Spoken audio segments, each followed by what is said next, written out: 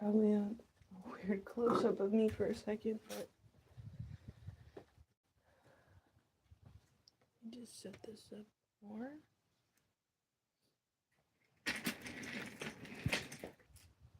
Make sure y'all can see this.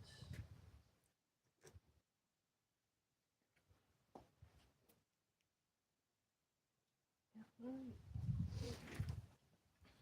Grand rising, grand afternoon, great evening to you wherever you are at. It is currently, let's see what time it is here. 12:55 in the afternoon. I checked the weather, and it said it was going to be windy, but it's actually really nice outside. Hello, welcome in. And I just kind of wanted to talk briefly. There's a glare on the phone as well on the screen, so I might not be able to see chat and pay attention to the things that I'm saying. And I want to put this message out because I've been posting some things recently, and you know, trying to be an influencer, trying to be a content creator, trying to be a grounding coach, trying to be so many things that I'm just like, I need to get it out, I need to speak, I need to tell the world, right?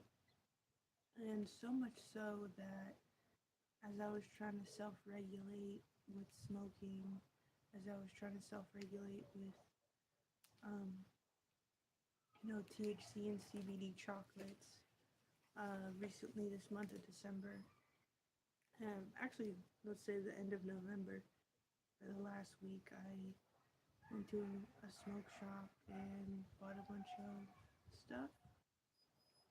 And, I was like, oh, this is great. Let me just relax. Let me just pass the time. I'm not doing anything. I got rejected from a job that would have been perfect. Um, didn't have finances to add me, but I was like, okay, what can you do, right? Um, and I was just smoking and being at home, watching YouTube, watching TikToks. Just, I'm not gonna say dissociating because I was going outside. I was still giving the offerings. I was still, you know, trying to watch the sunrises when I would wake up. Um, but I'd be like, okay, in the afternoon or at night, I'll wait to smoke. And then that 5 p.m., 6 p.m. time got bumped up. I was like, oh, let me just do it before my, you know, sibling comes home, and then they're gonna go off to work, and by that time it'll hit or settle in, affect me basically. And then I'll have, the house to myself to film content, to make live streams, to do dancing videos, to do expressive videos, to do educational videos, to do cooking videos, whatever it was. I was just like, yeah, I'm gonna just lock in and, just really focus on being myself and not being anyone else. And then, of course, you know, that suppressed, what is my name? My name is Jazziel. Sorry if that person left the chat. I don't know. Oh, thank you for the likes. 2 likes. Thank you. And it's like, I kind of lost sight of what I was trying to do originally because of, I don't want to say an addiction, but a dependency on cannabis. And, I went through so much to try to self medicate and just get to the root of the problem and then let it go. But as I'm doing this reflection and I'm writing and I'm doing this inner alignment, right? By expressing myself, by trying to tap into my inner child, I also had a lot of emotional baggage that I did not unpack, that I did not take out and look at, that I did not you know, put it where it needs to be put properly, because the mind and the memories are always going to be there. Either it's in the front of your mind, the back of your mind, rearranged to the side, whatever it is, it's in your mind, right?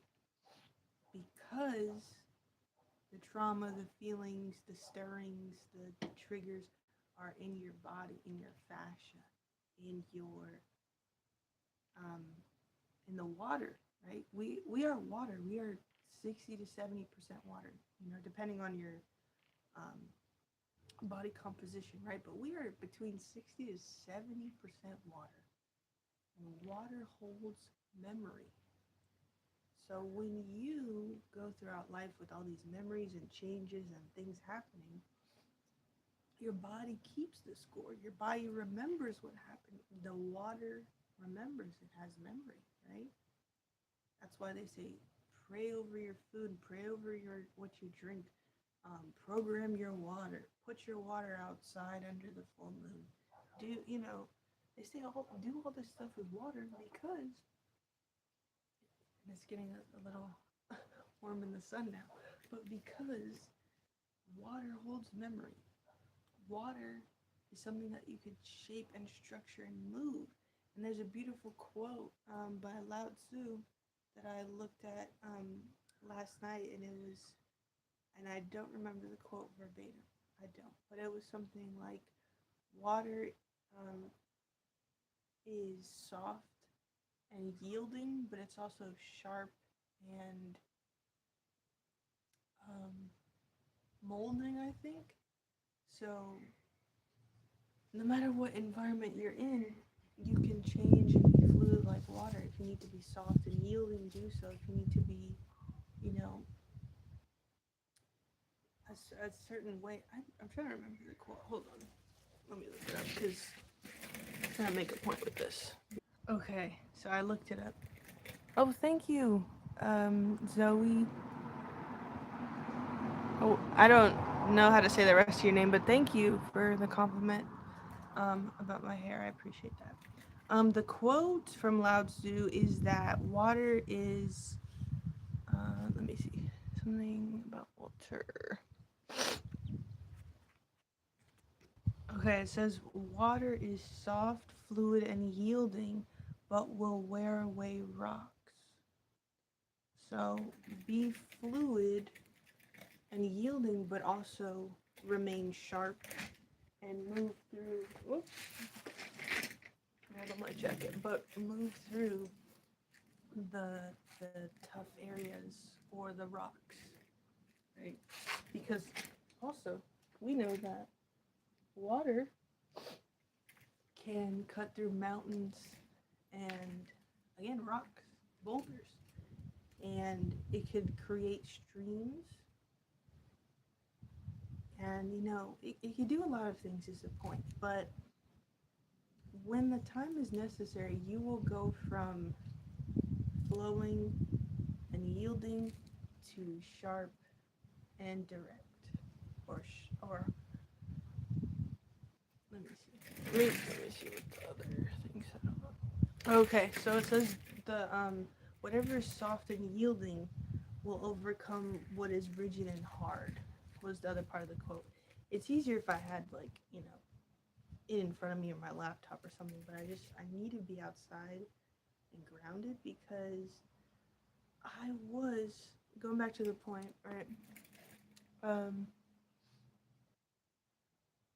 oh yeah, this is a combination tea. This is perfectly mint tea. I don't know if y'all can see the little tag, but perfectly mint. And then I put a few cloves in there. I boiled some cloves last night and I was drinking it and chewing on it for a toothache that I had. And then I brushed my teeth. But yeah, this is the first thing I've had today other than water and some oregano capsules. So yeah, we need to finish this. Um, but also I was doing a candida parasite cleanse and I stopped doing that. Um, I stopped heading in that direction, basically, and I started eating, different types of foods, incorporating um, more sugar, like into my diet or more processed foods because of what's at the house. That I currently live with family, right? If you didn't know, but I was also, not really connecting with a lot of my community here or family because they're very busy and they have other things to do. Not to complain, but being by yourself in isolation or in, you know, it's not confinement, right? But it definitely feels like it if you know that you're only able to go so far in the city.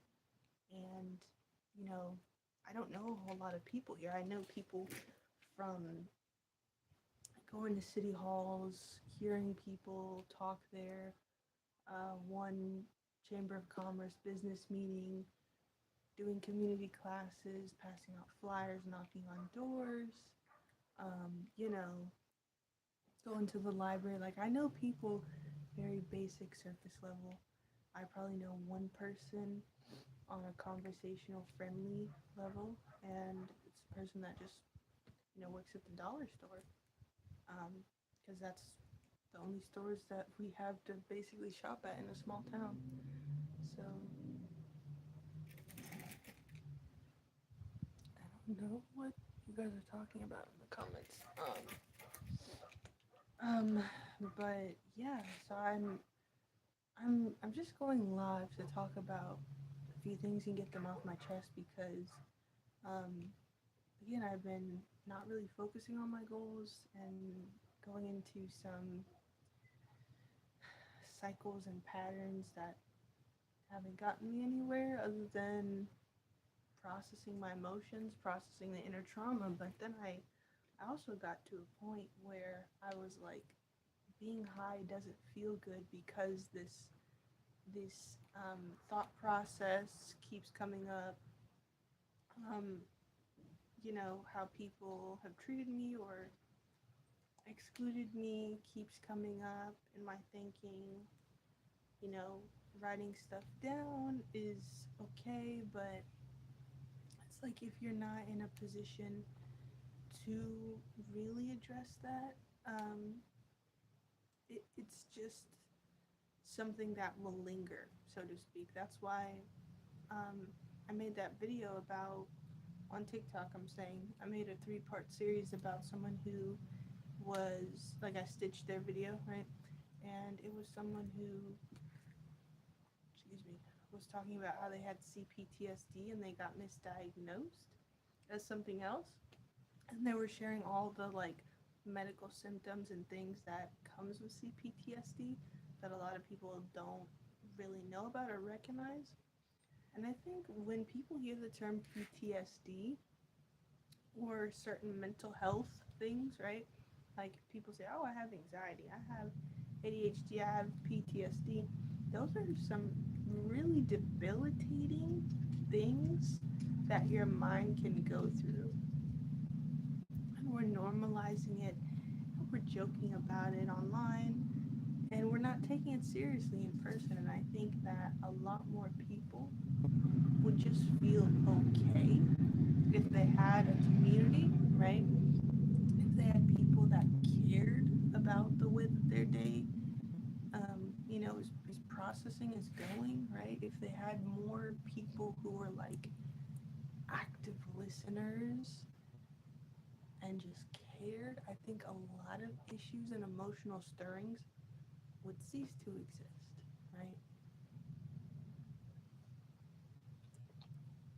And then as well, not to say this to just complain, but I need to just get this off my chest, right?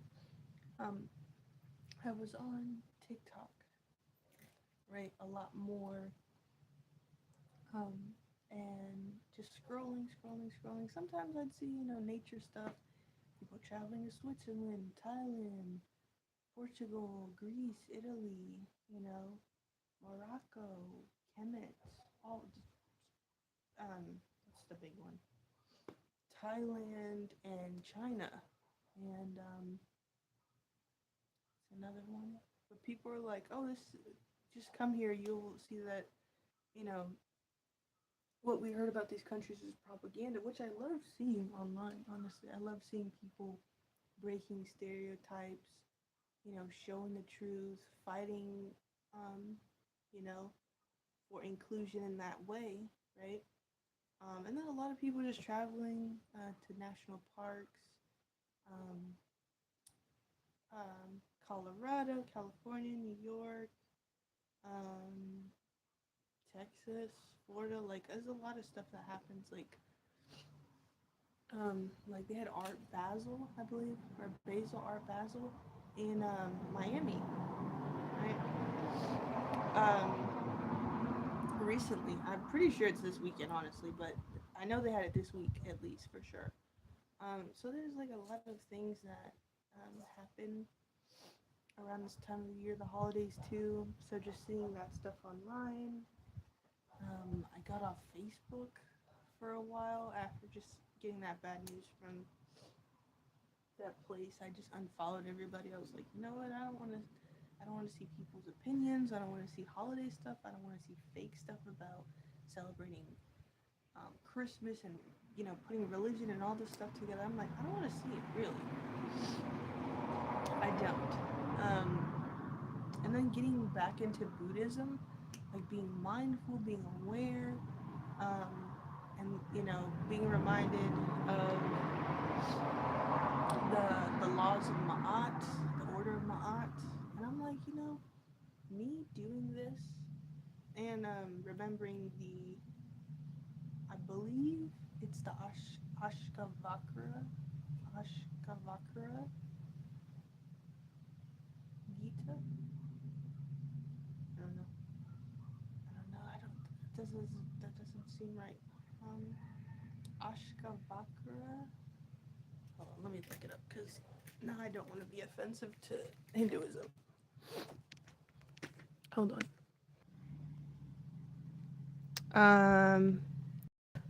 A song came up when I looked it up. So I'm not sure. Hold on one second. It's I think it's the Ashtav.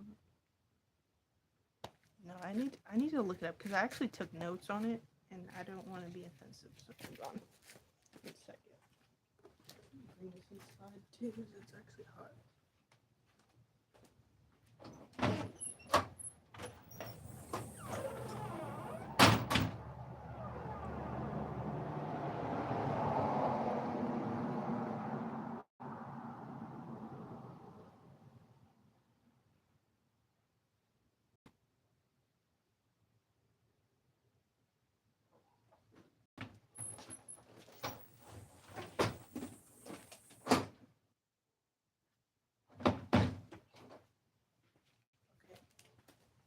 Let me just show this.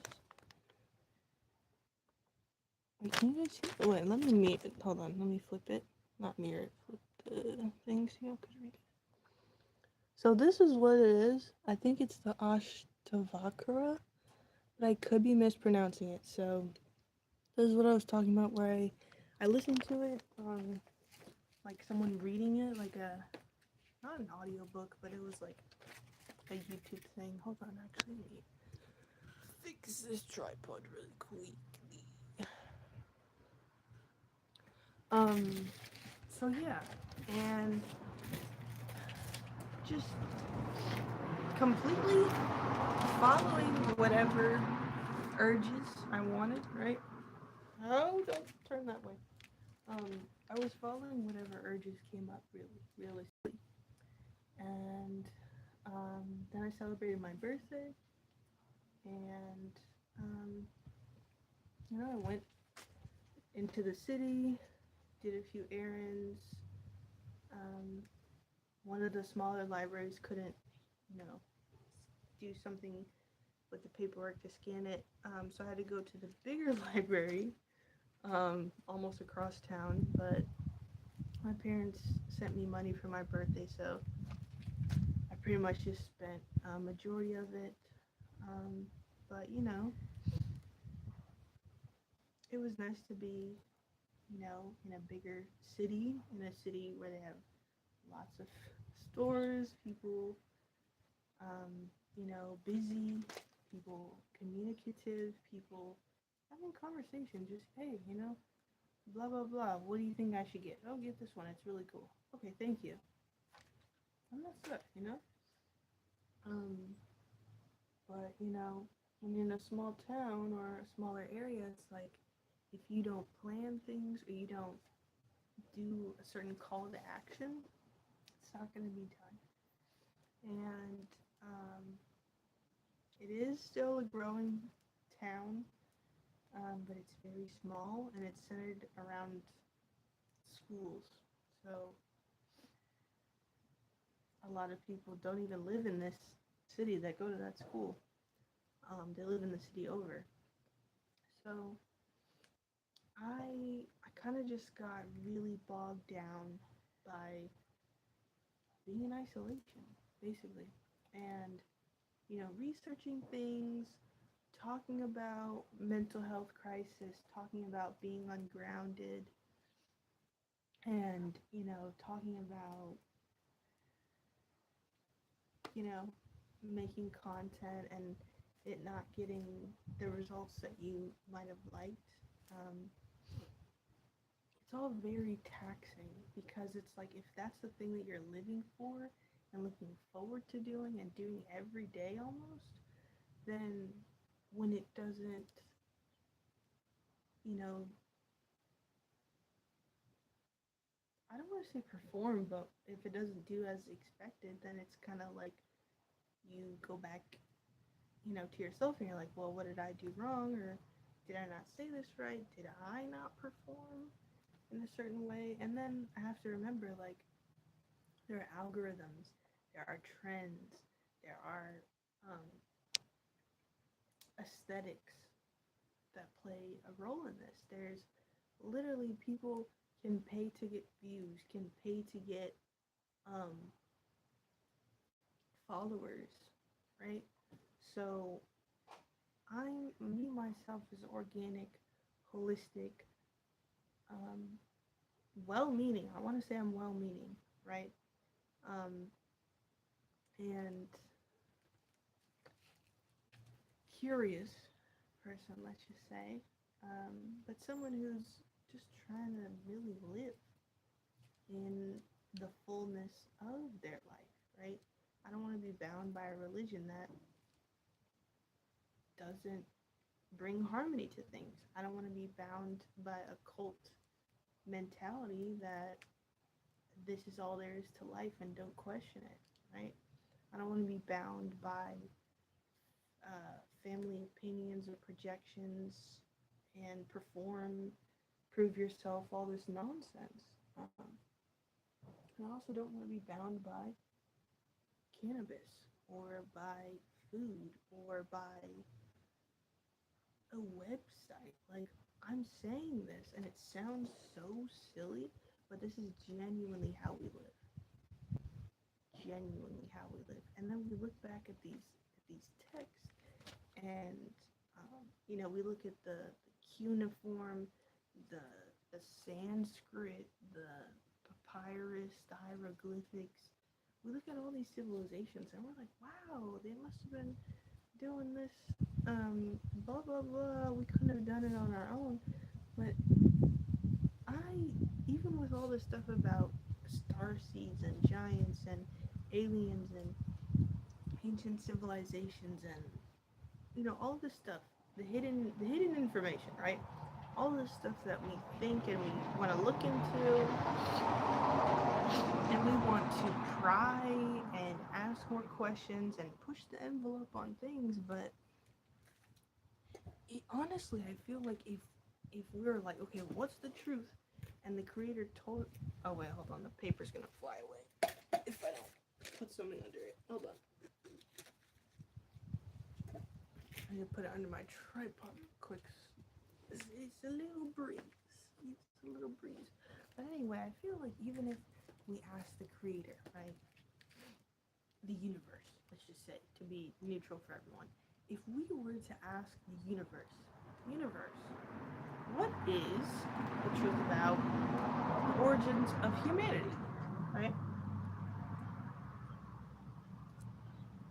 Or simply, universe, what is um, space, right? Or universe, what is the truth behind um, what this government is trying to do, or what is the truth behind this organization is trying to do, right? Whatever you want to pinpoint it to, we have been lied to so much and had so much information hidden from us that the fact that it's trickling out now about what happened in the 60s, the 70s, and the 80s, about psychedelics, the Black Panther Party, the communist movement, the socialist movement, um, the war on drugs, um, how certain organizations and political groups came together, not just from one country, but it's like when you really look into it, it gets very tricky, it gets very dark, and it becomes sinister when you keep these things in your mind. And a lot of spiritual conversations, a lot of deconstructing religion conversations, but a lot of stuff that people see online, they're just running with it. They're just running with it. And it's good to have conversations, it's good to connect with people, it's good to have dialogue. But when you're in a time where information is both being suppressed and being pushed out in heavy amounts, right? Because they're not telling you what they're planning to do with the tax money. They're not telling you what they're planning to do with infrastructure in cities. They're not telling you what they're planning to do with the education system. They're not telling you what they're planning to do with the healthcare system, right? They're just acting. Excuse me. And to me, these burps are confirmation, right? So our curiosity and the way that we're coming together is nice. But I really wish that there was some form of parameters with social media, because we have like screen timers and we have child parental locks or parental controls on what websites a phone or a computer can go on, right? And you could change settings with the Wi-Fi, right?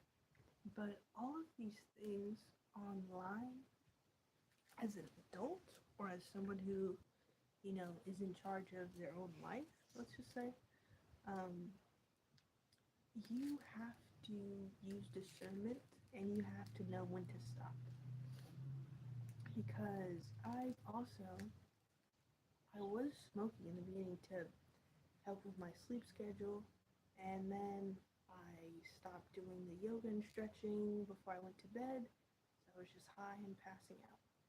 And then, I would go online and just listen to YouTube or listen to streams, like stream VODs um, on YouTube as well. Um, I'm so glad people who stream did that, because I'm like, I can't catch a Twitch stream or a YouTube live or whatever it is, mostly Twitch streams, but I'm like, I can't sit here and babysit your page. Like, because when I was using Twitch in replacement for community and just working and dating and having roommates and whatever, I was like, hey, this is my community online. Stay on Twitch. I would sit there high as well for hours and just, okay, this is the rest of my night. Be on Twitch for 4 hours, or watching VODs, replays. My goodness, whatever it was, and that was my life. That was my community. Um, and then it started to feel like idolatry and worshiping this person. I'm like, there's nobody on Twitch that I actually agree with and respect them and want to pay attention to everything that they're posting.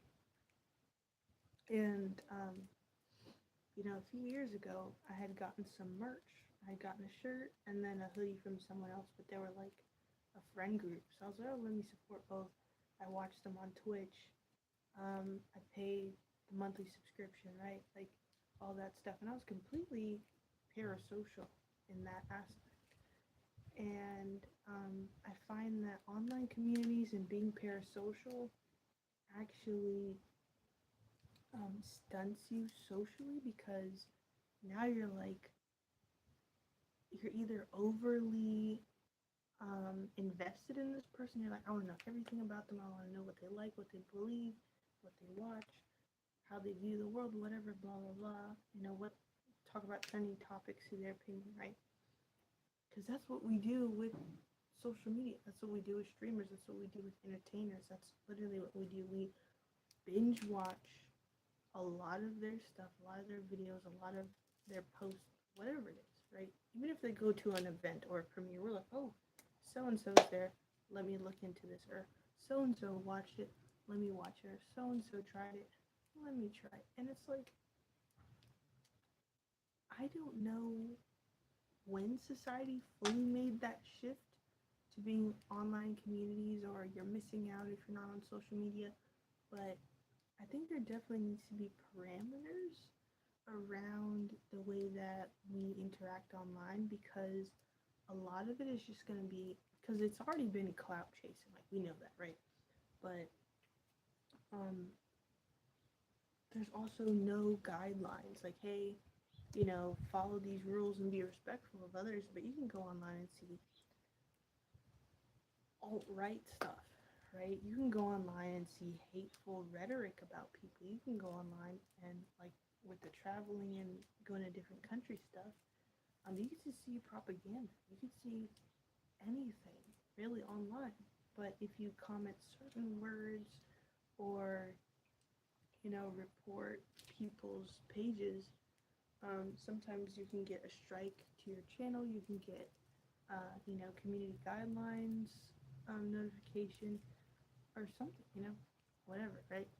But knowing that social media platforms and apps and websites are just have all been bought out, and they're run on algorithms, and they're not so much fun and interactive the way that they used to be, I think is also what's playing a really big part on my experience with social media recently.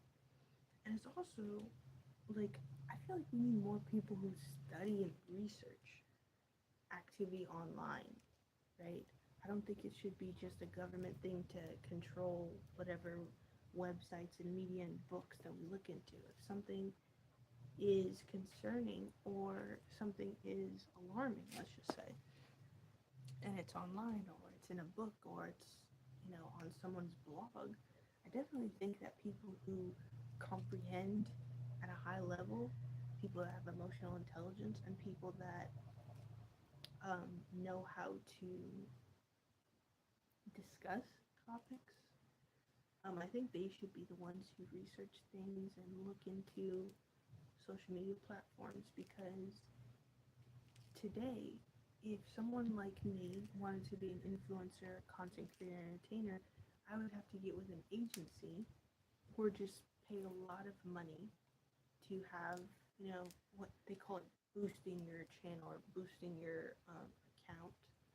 But it's like, I took screenshots too, because it's like they will not push your video into the algorithm. Like, only a few people see some of my posts sometimes. And I know it's not like a viewership thing, because like um, there's one person, we're mutuals, right? Um, but this one person likes my videos, likes my posts, likes whatever, my stories. Like, you know, he'll like them and engage with them, comment, swipe up, do a little, reaction emoji on the story. Um, and it's like, I'm not even like not posting, sorry. I'm not even doing the same for him. Like, whenever I'm online, I'm online. Whenever I see their video, I'll look at it if I like it. If it's, you know, some anime stuff or some spiritual awakening stuff. I'm like, okay, let me look at it, sure, but a lot of people are also having the veil pulled back, so to speak, in their life. A lot of people are having spiritual awakenings. A lot of people are having epiphanies. A lot of people are taking a step back and looking at things for what they are, and in their own lives or in the world, whatever, right? And we know this is it's meant to happen, right? We know this level of change was mapped in the stars. We know this level of um, demolition, let's just say, because I don't want to say destruction, I don't want to say chaos, but this level of demolition was necessary. This level of um, analyzing and restructuring was astrologically in the stars, prophesied, tracked, and now we're here. So, if you are in certain backgrounds or certain studies and certain, focuses, you would know what was coming, so to speak. You would know, not to the extent, right? But you would know that, hey, this is coming up. It's gonna shake the whole country. And, hey, this is coming up. It's gonna shake the whole world. Or this is coming up. This is going to bring about radical change.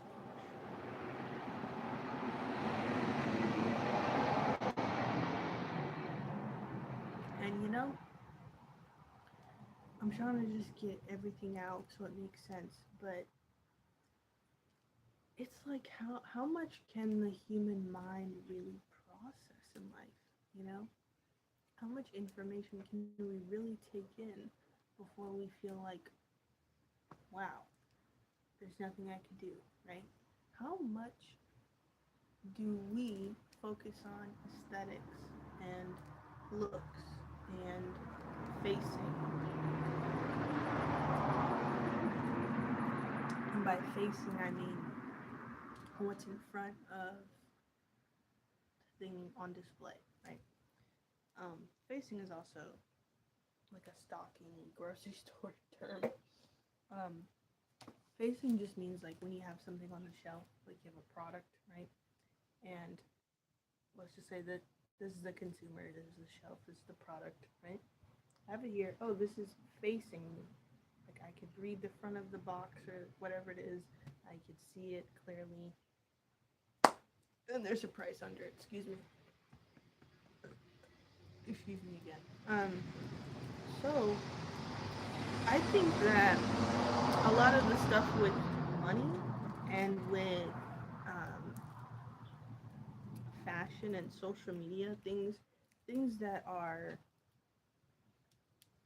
I don't know, highly sought after might be a way to word it, but the finances, the fashion, the social media, the clout to a certain extent, right?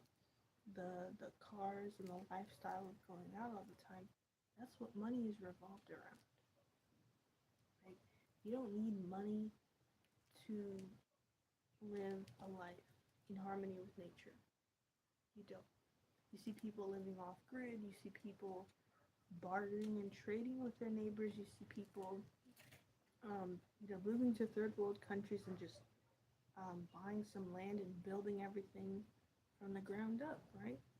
They talk about mud houses and clay houses in Africa, right? In certain countries.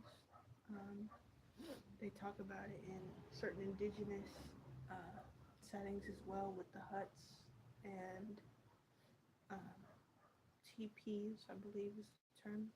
Um, but basically, the indigenous ways of living is using what nature gave you or what nature already provides and using it to ground yourself, using it to build, using it to have shelter, right? And then you have crops and you farming, and all you need is some land for that, right? You just need good soil, land, and access to water. Because if you're outside, there's sun everywhere, right? You just can't live in really freezing Arctic cold climates, obviously, right? But the point I'm trying to make with that is you can 100% live off grid today.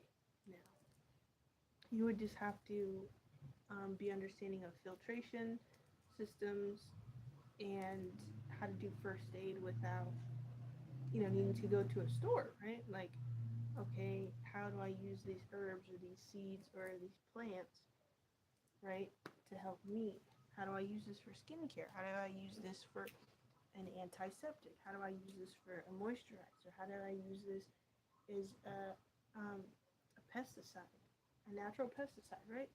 There are things that we can and absolutely should be doing to message redacted. Oh goodness. That we absolutely can do to further ourselves. But I think that um, with the social media, with the parasocial behavior, with the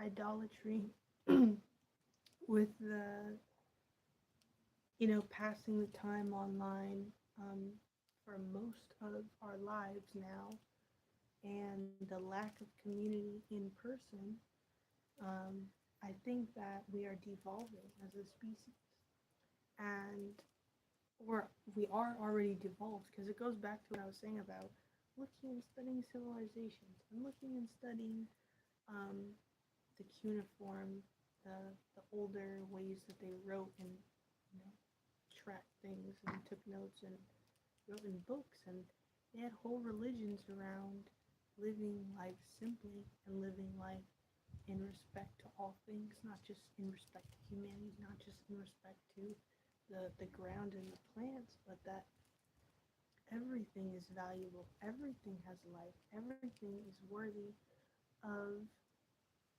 being taken care of, right?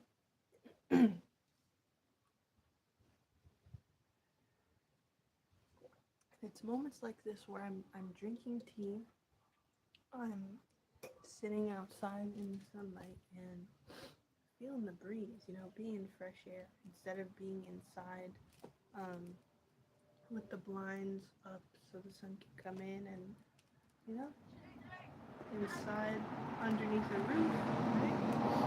That's wasting AC or heating. That's wasting electricity.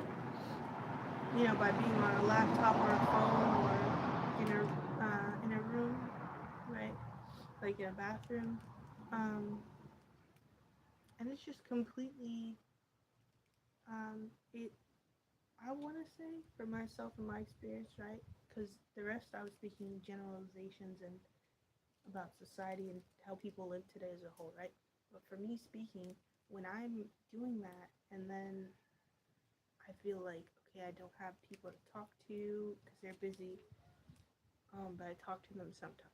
Okay, I go outside, I go for a walk, I have small talk with people, I go back inside, right? Or I just ask them specific questions. It's not all small talk. I don't even like small talk, right? Um, Sometimes if I don't want to really have a conversation with someone, I just won't make eye contact, and I'll just look down and let them ring me up and just pay, and that's it. Get a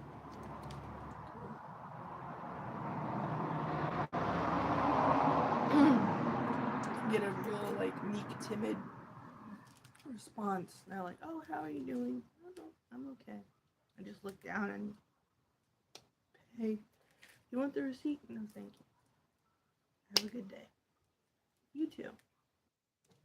So, and that's it. Just keep it pushing. And then I go and there's a donation box. So sometimes I'll look over there. Oh, that's cool. They have this canned fruit or this cool lentil pasta.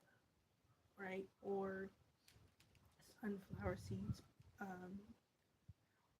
or some pita chips and um,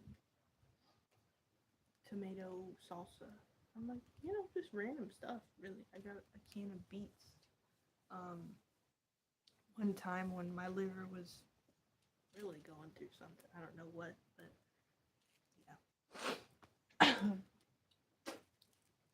And with the weather changing, it's like I have to really be mindful of the things I'm intaking, because not just doing a candida or parasite cleanse, but because the weather is changing, it's also like an added layer on top of what I'm already trying to work on. And looking into health and nutritional stuff so much, and then being like, wow, we're missing this, this, and this, or we don't have access to this, this, and this, or why don't we have this available instead of this, and why are there so many processed foods and sugary things and whatnot. And it's like, I don't want to say I spiral, but it's very easy to get caught up in what's wrong or what's off when you're someone who thinks more philosophically, or someone who hyper analyzes things, or someone who just ruminates, right? And that's the same thing with being inside all the time, right? Because when I go in there, I'll play music, I'll move, I'll dance, I'll do whatever, but for the most part, I'm online for 6 hours a day, I think. That's minimum, too. Like, if I go outside and go for a walk and I'm out at the park for an hour, I'm like, oh, yes, I need this. This felt great. Or if I'm going on a walk and I walk around the neighborhood, and then a few hours before I go to bed, do another walk around the neighborhood, or walk to the park and back. Or make some food and give it in a little offering, put it in a certain spot, and then cats will get it. There's a lot of stray cats too here. Some people just let their cats go outside and they come back, whatever. I don't know. They do that with small dogs too here, I've noticed. But there's a lot of strays. Like there's so many things that happen in a small town that you would look like you would give a crazy side eye to if it was in a bigger um, you know, city, or if it was in a more industrial area, right? But I could go down the street and find an abandoned house. I could go down the street and see a building right now on the street that I live on that needs to be boarded up. I'm sorry, my bad. That is boarded up and needs to be built, or at the very least fixed, right? Um, I could go take a walk right now and see litter, see trash on the side of the road, right? I can go down the street and see a trailer. And some people just put trailers in their backyards. They'll put a camper, a trailer, a boat, RV, whatever it is. They'll just keep that in their backyard and use the house for storage and um, whatchamacallit, cooking, washing, like showering and storage, and go on about their day because it's cheaper to live that way. And I'm like, I'm not saying these things to judge people. I'm just a very observant person. So when I was younger, and this is the thing about overthinking, I'm like, I know all the solutions to my problems, but I feel like I'm not able to reach the answer, reach for what I need truly. And then I go back to Buddhism and spirituality, and it's like, hey, you don't need anything. You're whole, you're complete. Life is unfolding the way that it needs to. And the more that you go energetically, right, and attention wise, the more you go within yourself, the better you will feel. And the more you're in nature, the easier it will be to live naturally, to let time pass naturally, to let the diet change or rearrange or flow naturally, to let the thoughts rise, the emotion happen, and it pass naturally, right? So when I say all this about technology and society and government and religion and the way that things are structured, I'm I'm saying it from a point of being an observation for my entire life, basically. I'm saying this from a perspective if this is the first time you're seeing me or rewatching my videos, because way more people watch my live playback than uh, the in-person live, because I don't do scheduled lives either. Um, I used to for a poetry night and a vibrant souls night that I was doing, but then I'm like, this is all the poetry I got. It's all the music I wrote, like, and I took a break from that even. I was like, I don't want to get caught up in the numbers and if it sounds right or if it's, you know, technical difficulties or whatever. Um, and that was very nice to just go live and look forward to doing something, you know, regularly and going on walks, doing community classes, and that was that. But after I finished that up and um, you know, kind of just been in the house being high. I didn't go for the daily walks. I didn't do the yoga anymore. I didn't um, maintain proper water levels. Um, and I even, like, I was eating chicken pot pies and salmon and, like, tilapia. And it's like, wow, that's not even, in line with what you were going towards. Again, like what I was saying, trying to do a parasite cleanse, trying to be more grounded, trying to not focus so much about the problems or what's wrong. I'm looking at the little, the tip, the filter of the J, the pre-roll, specific, um, just right here next to the door. And I'm like, wow. And between the end of November and now, it was like, I want to say, I think I think I got 7 of them. It was either 6, 6, 7. I've never naturally done a 6-7 joke before. That's hilarious. Oh my god, 6-7.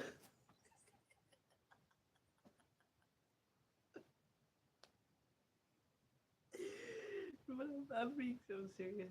I don't want to have to look in my camera roll to find that actual number, but I think it was 7 because they have the deal where it's like, that's the other thing. Like, if places that were healthy and, you know, good for us, right, in good quantities and not processed, it would be like, okay, this is enough. This is the limit for the day, and that's it. Come back tomorrow. Vow. No, I go to a smoke shop. Hey, we got a deal. 5 of these for $20. 3 of these for 15. Let me know if you have questions. Okay, cool. Let me just, like, it's it's not enough regulation. It's a lot of overconsumption and just not a lot of regulation. And the other thing is discipline mentally as well. Like what I'm saying, right? Overthinking, ruminating, but self-discipline disappears when there's no regulation, when there's no filtration or limit to being online. There's no limit to going to a fast food place, going to a store that doesn't support human rights, going to a smoke shop.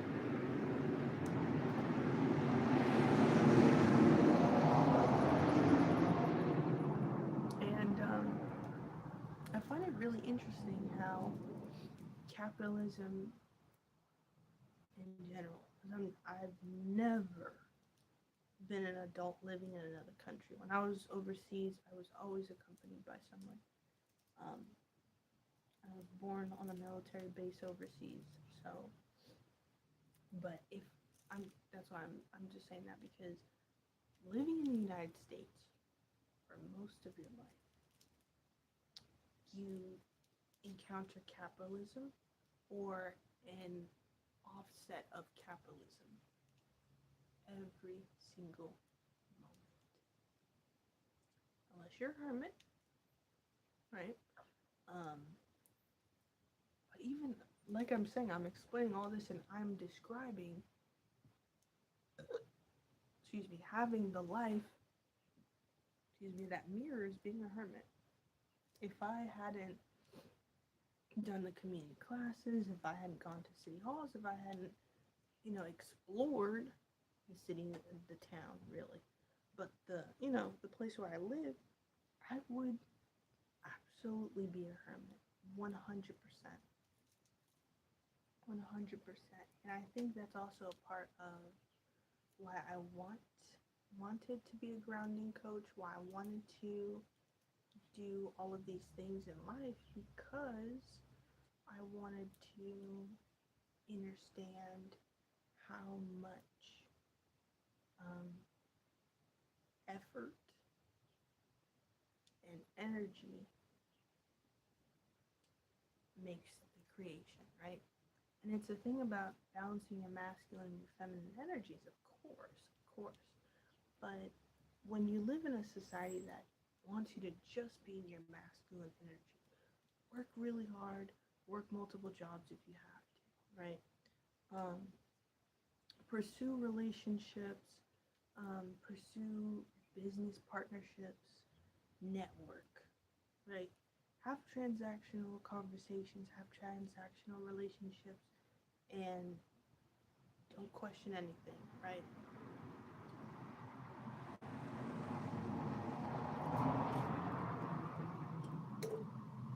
And it gets into toxic masculinity. And as someone who's non-binary, tatted on my clavicle. That's a lyric in one of my songs. You're confused why I'm doing this hard, but take a look. I was tatted on my clavicle. Yeah.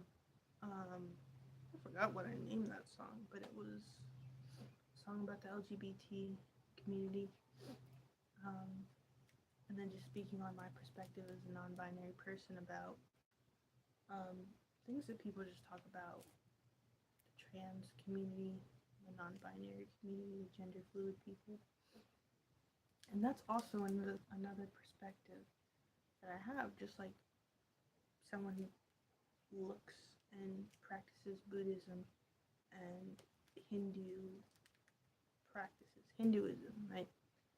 I don't want to say that I'm a Hindi, I believe, because that's a very big cultural thing, just like someone who is Sikh. It is a religion, but there's an entire culture wrapped around that, right? There's customs, there's traditions, there's formal attire and things that you wear, right? It's not just, hey, I want to study Buddhism and I read this book. Now I'm a Buddhist. Like, no. There's so many different types of Buddhism. First of all, there's 4 different types. Um, and old card. And there's also like rites of passage that you have to go through. There's not initiations, right? But you have to spend time in these communities, right? Like there's at least 3 days of the year that they celebrate. Bodhi Day, Oban Festival, and then the birthday of Siddhartha Gautama, which was actually this month. It was earlier this month, before my birthday. So, funny enough, right? Um, but I think that when we look into things that don't reflect our values or don't reflect our morals, it causes, I don't want to say friction, but it causes internal calamities come in mind. But it's like it creates a sense of feeling out of place or feeling off. And this is nothing to do with the religion at all or the way of life in terms of Buddhism or Hinduism. But when you're someone who lives in a capitalistic society that does not value the feminine energy of flow and allowing and receiving, right? Directing, leading, right? Um, Manifest, even, right? Being still, respecting the harmony of nature, right? These are all things that we consider feminine traits, feminine aspects. But again, you have masculine and feminine energy within you. So when you're in a society or live in a place that doesn't value that harmony of nature and all things being respected, and also being able to be in that feminine energy as well as the masculine energy, you feel off. And I'm sharing this again to get it out. I don't want to sound like I'm complaining, but as someone who um, has also made mistakes in their past, like we all have, right? I found myself with that mental loop and the thinking process. Um, the coping mechanism was to get high and just let the time pass and do its thing. Um, and I've kind of adopted a perspective of the time will pass anyway. Just do the things that you want to do, like don't live with regrets. But now, as a recently 27-year-old, right, it's different when not just that you disagree with how society is structured and you don't have the same values, but it almost seems like you're in a box at that point. And another thing that I don't like online is how people are trying to label spirituality as one thing. They're literally putting being authentic and not um, looking outside of yourself, but going within. They're taking those concepts, they're trying to put it in a box. And spirituality is the unboxing. I really don't like that. And a lot of people who are leading the charge with being different, being spiritual, being esoteric, um, being in the unknown, let's just say, right? Being counterculture, being taboo, let's just say. They're going on live, they're posting, they're on these platforms, and they're saying how much this month has affected them. And with the energy shifts, with the star and planet alignments, with the different things that are happening, just all butterfly, it's so beautiful. Different things that are happening um, in society, in government, in this country specifically, if you are paying attention, right?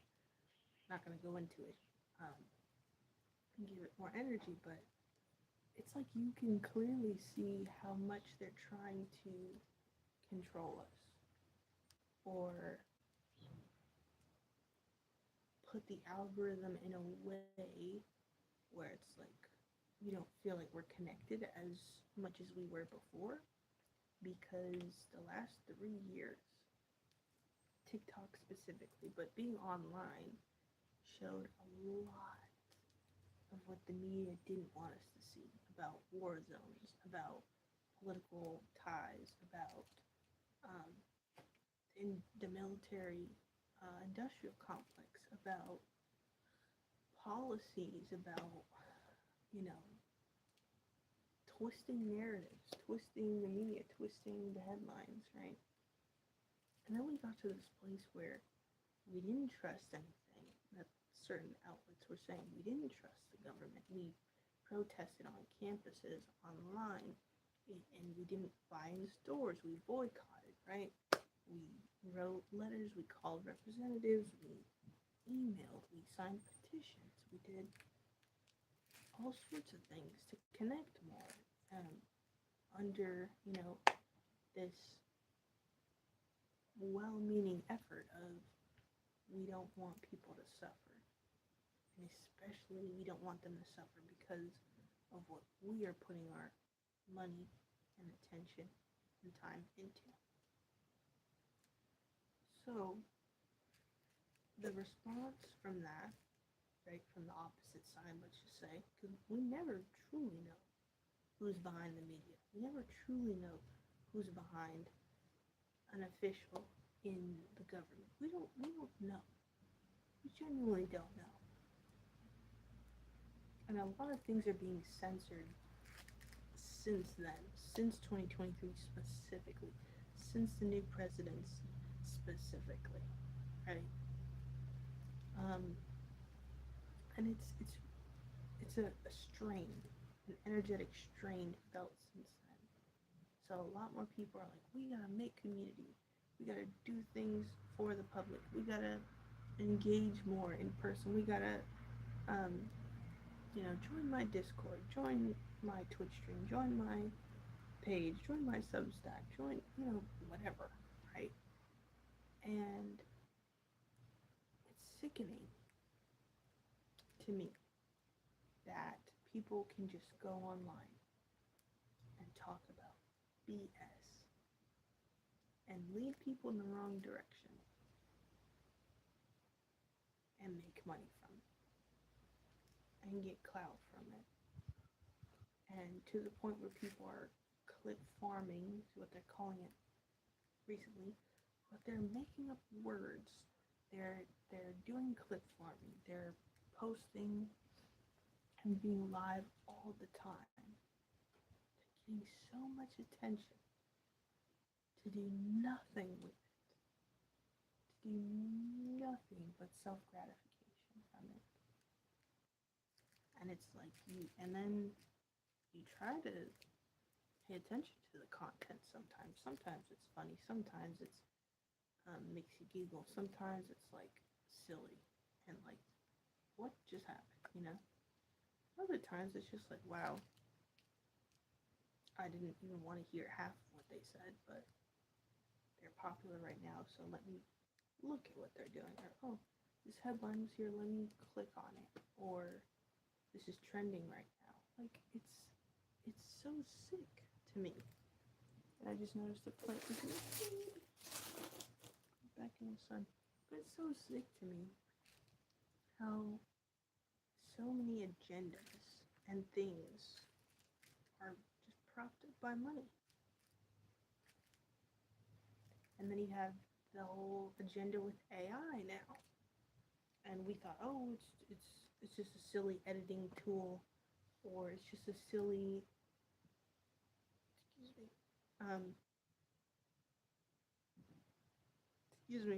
confirmation, right? Oh, it's just something that's like a digital assistant, or oh, this is something that will answer my question for my homework, right? Or all the stuff with data. I'm like, oh, this will help me organize data or whatever, I'm trying to do with my business or with this project or, whatever, right?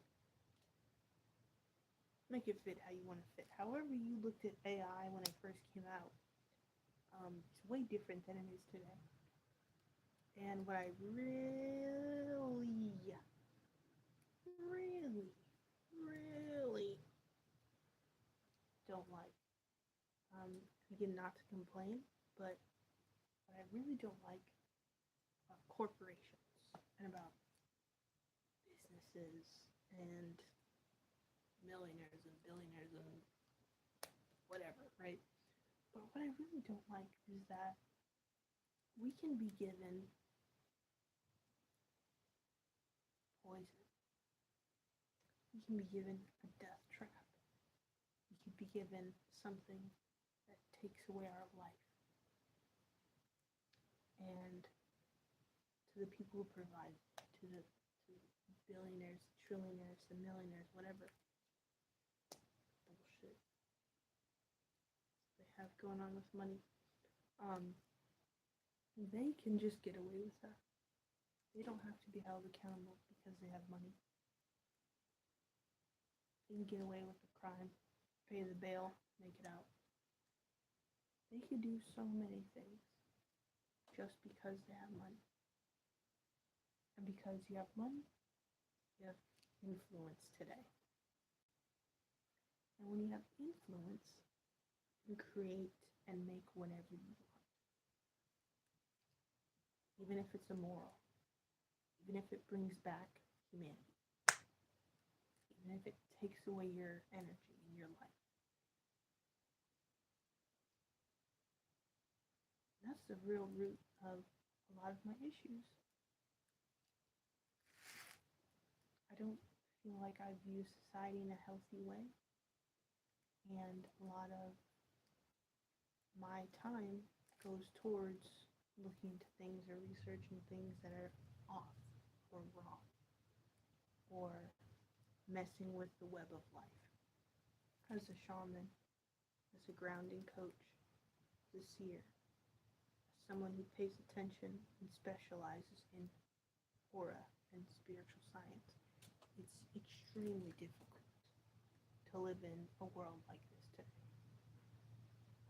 And I'm not saying because I live in the United States, I'm not saying because I have my eyes open, right? I'm not saying because I'm above anyone else. Not at all, right?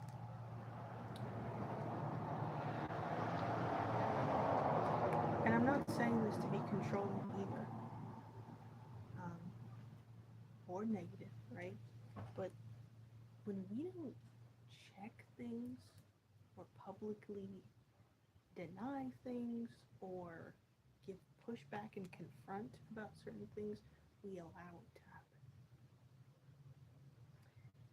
And the other part of why I struggle with remembering the Buddhist and the Hindu practices is because their philosophy, for a lot of it, is to just be still and detach from life.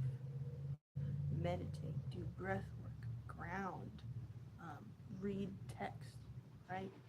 Be in community and have the right actions and the right mindset and the right views so you can have the right livelihood. But when you just feel out of place or off and you know you can't change the global, issues, you don't focus on the right things. You focus on the negative, or you focus on things that bring anxiety. You focus on what's off, so to speak. And this is kind of a way to have therapy without therapy, right? Because all you do in therapy is you listen to, a professional, and if they're like, okay, what do you want to work on today? What are your objectives? And it's like, yeah, I need to restructure my nervous system, or I need to rewire my brain. How are you going to help me with that? They're not. They're going to say, hey, we have an hour, go ahead and talk. And then at the end, they're like, okay, I got to cut you off. And they speak for a few minutes, give advice, and that's it. And that's CBT therapy. There are treatment processes, there are procedures, there are other things that you can look into, but if as a whole society needs to rewire their brain and calm their nervous system, then perpetually talking about issues is not going to help that. Focusing on what's wrong is not going to help that. Ranting and complaining about how you see life or how you experience life is it's not going to help them. So I'm like, okay, I can go on live and just talk and just live, right? But the other part of it is that I know AI is destroying the planet. It's destroying the minds of the people that use it and the environment where it is planted. And for those of you who are not aware, AI is literally a program. It's a machine run by computers, and they take the art, they take the research, they take the information, the trends, the algorithms, they take everything basically from online and our data, mind you, and our data, and they give an answer, they give a response, like a sentient being would, almost. And the fact that AI doesn't have feelings is what is stopping them from replacing humanity as a whole. Because once they put AI into robots, then what? Then they're going to use more resources from the earth. They're going to need more people to test it out. And it's going to be mass produced. That's literally what's happening now. Um, they, they're making it a new form of slavery as well, because right now they're testing um, AI on all social media platforms. All search engines have an AI summary. You can turn that off, but that's the default now, is to have an AI summary of something and say, AI can misinterpret or make mistakes and get away with whatever, right? But if you're someone who's looking for information and you're like, okay, what does this mean? And you see a summary of a article, you don't know if everything is fact checked and true. You don't know the origins of it. You don't know the full context of it because you're looking at a summary of something. Just like with the art. It's disgusting. It's disgusting and it's despicable how they're trying to push AI to replace artists. Disgusting. And the rich people that are partnering and pushing this stuff, oh, this AI virtual artist won an award. Oh, this AI virtual artist put out an album with this producer that's famous. Oh, this um, AI artist, they created a whole painting or whatever, right? And it's like, these are just summaries and collections of a lot of different things that people have online. None of it is original. None of it. And the other part about how they're trying to test AI to be people's assistants, to be sex robots, um, to um, be nannies and maids, to program cars and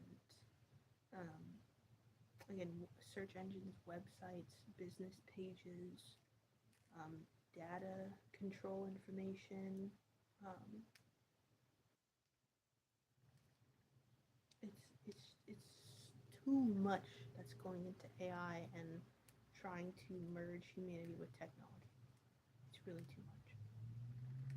And you can literally look up everything I'm saying. It's not even new. Like it's new to us in the last decade, right? But they've been practicing and tweaking things to be able to push out this version of AI, to be able to send robots, ship them to your home for a cheaper price because it's in the testing phase. It's signing off waivers and all these things, right? It's the same thing with what they're trying to do with Neuralink and the chip in people's heads. Like, how have we not solved the issues of disease or medical issues, mental issues, but now we skip all of that. Skip all of that. Don't solve world hunger. Don't solve homelessness. Don't have health care for everyone. Don't have free education. Don't have safe communities. Don't have healthy food choices. Don't have skills for people to be able to live on their own. Skip all that. Here's AI.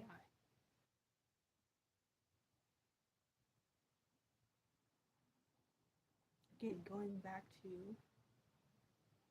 the rich having the influence, and the influence makes them create things and make things and become acceptable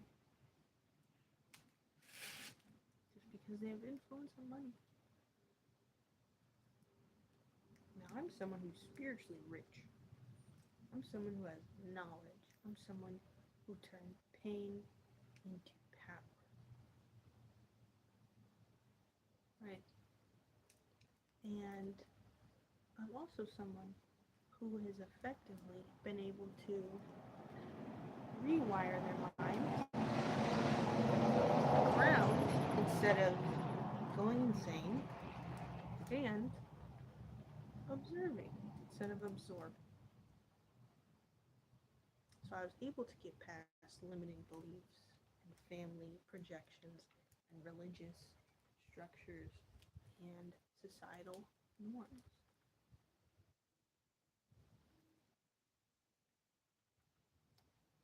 But if there's anything that I would be 100% willing to just erase off the place of the earth, completely delete it, destroy it, remove it, and all traces of it from this planet, it would be AI. And again, we need to have restrictions and limitations online, on social media, on these apps.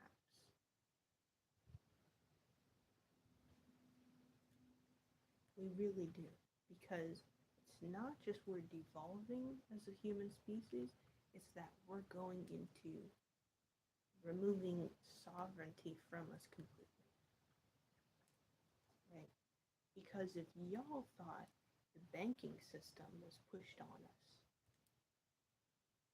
y'all thought technology was pushed on us, the way that AI is being pushed on us is that aggressively.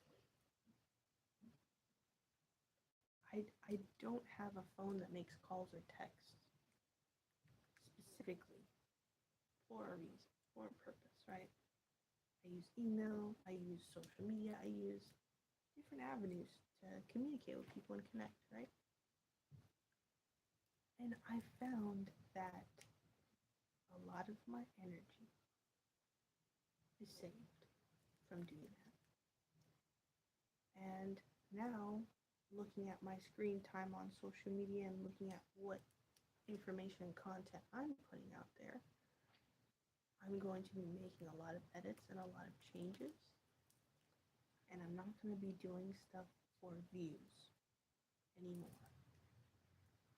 Truly. Because if the way that things are set up, let's just say, the way that things are set up today is you have to have money, you have to put a lot of your time online, streaming,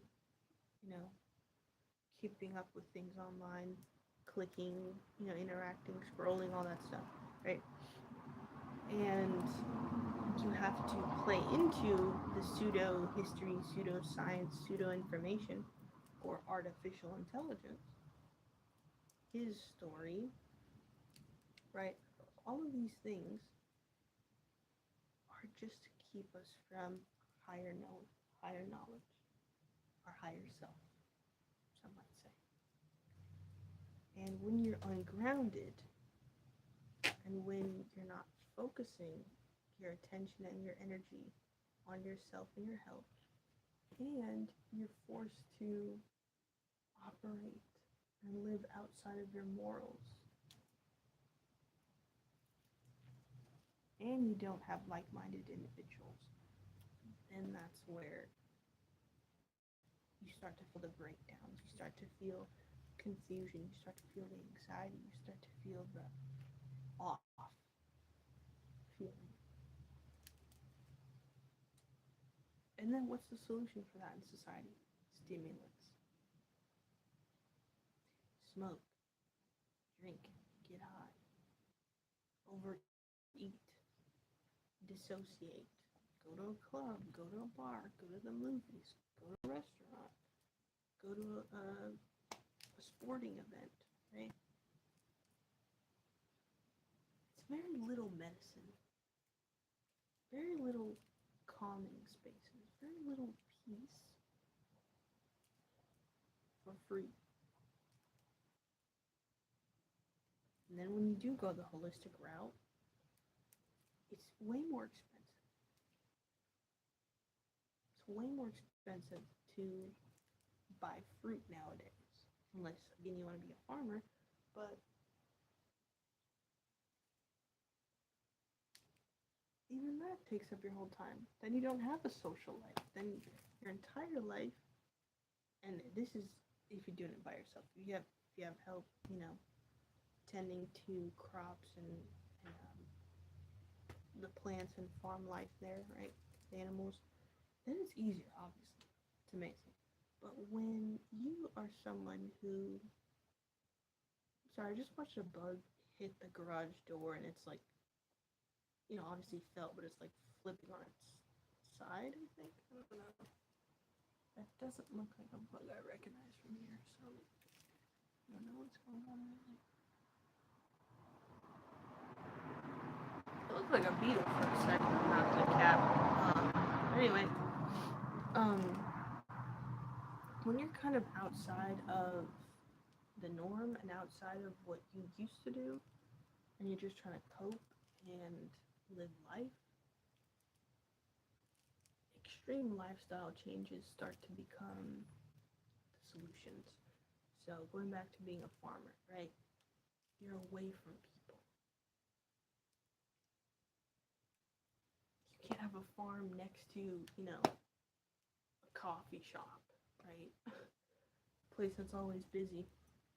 You can't have a farm next to a school, right? There's certain building and district codes that you have to follow to even have your own property, to even have your own farm, right? So it's like no matter what you do, there will always be a restriction if you live in this society. Now you can go on an island, you can go to a third world country, you can go to a different type of civilization, the way that that's set up, right? And live off grid, but then have to deal with completely different issues. Like there's a country right now, they overthrew their government. They don't have police. They have gang members, is what the citizens refer to them as. I'm not saying that. But they have gang members, and then they have the civilians who are trying to police the area. And it's, if you run into each other, it's a gunfight. Or if you run into each other, someone is going to get severely harmed. And it's not a big island, but that's what's happened today. So if I were to move overseas, take all of my stuff with me, and get a farm, let's say, going back to that example, I would have to deal with the language barrier. I would have to deal with the lack of government, which is lack of resources to an extent. I would have to deal with hostile environments at times. I would have to deal with not knowing my surroundings. I would have to deal with a certain level of making mistakes until I found the right lifestyle there. And then I would have to deal with the markets there. How do I get seeds? How do I get water? How do I get soil? Right? How do I get the supplies I need? Oh my gosh, little orange bug just flew in my face. Um, right? But then you would say, okay, it's cheaper to live here. I can do my own thing, but I have a different set of problems that society and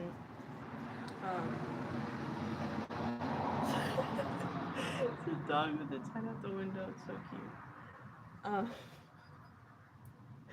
so it was some big dogs that look like literally someone's face for a second. There's just like the ears are behind its back. That's so cute. But anyway, like if you were to move to, let's say, a more developed, industrialized area, you would have to deal with um, a lot of, a lot more. Let's just say a lot more legal things. So you'd have to deal with getting registered, citizenship, work, um, community, um, cultural exchange, um, and abiding by their laws and their government and what restrictions they have with that, right? So, this one came back out. So, it's really, and their religion too. I didn't mention that with the other country that example, but either way, if you're in a, no matter what part of the world you're in, you're gonna have to deal with their culture and their religious influence on society, right? Because if I were to move to, let's just say, Persia, or I'm trying to think of places that are not on the ban list or not at war with right now. That's another thing too. You have to worry about borders and safety and what countries are doing what around you, because you could live next to a country that's at war, right? Um, because I was gonna say Kemet, but Kemet is literally bordering Jordan, and um, they have military things and wars and all this that have been going on for so long, just over land, and they're doing that because of a religious influence on how their culture and their society runs, right? But I think it's very troubling that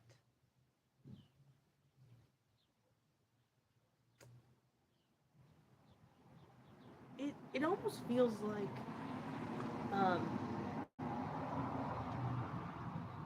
being gaslit a lot. And a lot of that is due to my age as well, because people don't look at me and think that I'm going to say any of the things that I've been saying for an hour and 35 minutes now. Wow, been live for a while. Um, and you could say, oh, this person looks beautiful, they look interesting, they look whatever. I want to date them, right? Or I want to pursue them. Let's hang out. Let's go on a date. Let's whatever. And then it's like if you're not that person's expectations, or if you're not, if you don't fit into that mold, so to speak, right? Then you're looked at crazy, or you're looked at like something's wrong with you if you don't live up to their expectations. And this directly reflects my um, upbringing, but also just my family imprints, like the projections. That's why I said beginning of, well, not beginning, but earlier in the video, I'm like, I got past a lot of family projections and stuff, but the result of that is me being ostracized for not wanting to follow their beliefs, their religion, um, not wanting to eat the foods that they eat, caring more about health and wellness, but in a way that's like too close to the sun, right? And I'm depleting my energy by doing all this. So I'm like, okay, let me just be in isolation, right? I'm clearly distracted by the trucks driving by. I'm clearly in this position for a reason. Let me figure out more of who I am without the influence of others. And treading a fine line of wanting to live life in an extreme manner, of just moving to another country and starting over completely, right? But at the same time, I'm like, you know what if I just became a police officer and, fit into society? I would immediately get respect because I live in a small town. So they're like, oh, great, a government official. Um, they're really above government officials, though, realistically, with how things are in the United States, sadly. But that's something that I went through the application process of when I lived in Virginia, beginning of springtime this year, and it's the same process of being in the military. Okay, what's your background? Where's everywhere that you've lived? Who are your family members? You need a background check on them. Where do you live right now? We need to have a picture of all of your tattoos to identify you. We need to know all of your medical history. We need to know, um, you know, all the stuff about orientation, right? Um, and then I'm like, you know what? I'm literally being drained and I feel tired just going through this application. And I was going through it at a public library, and that is literally, I withdrew my application. I called them. I was like, you know what? I'm sorry.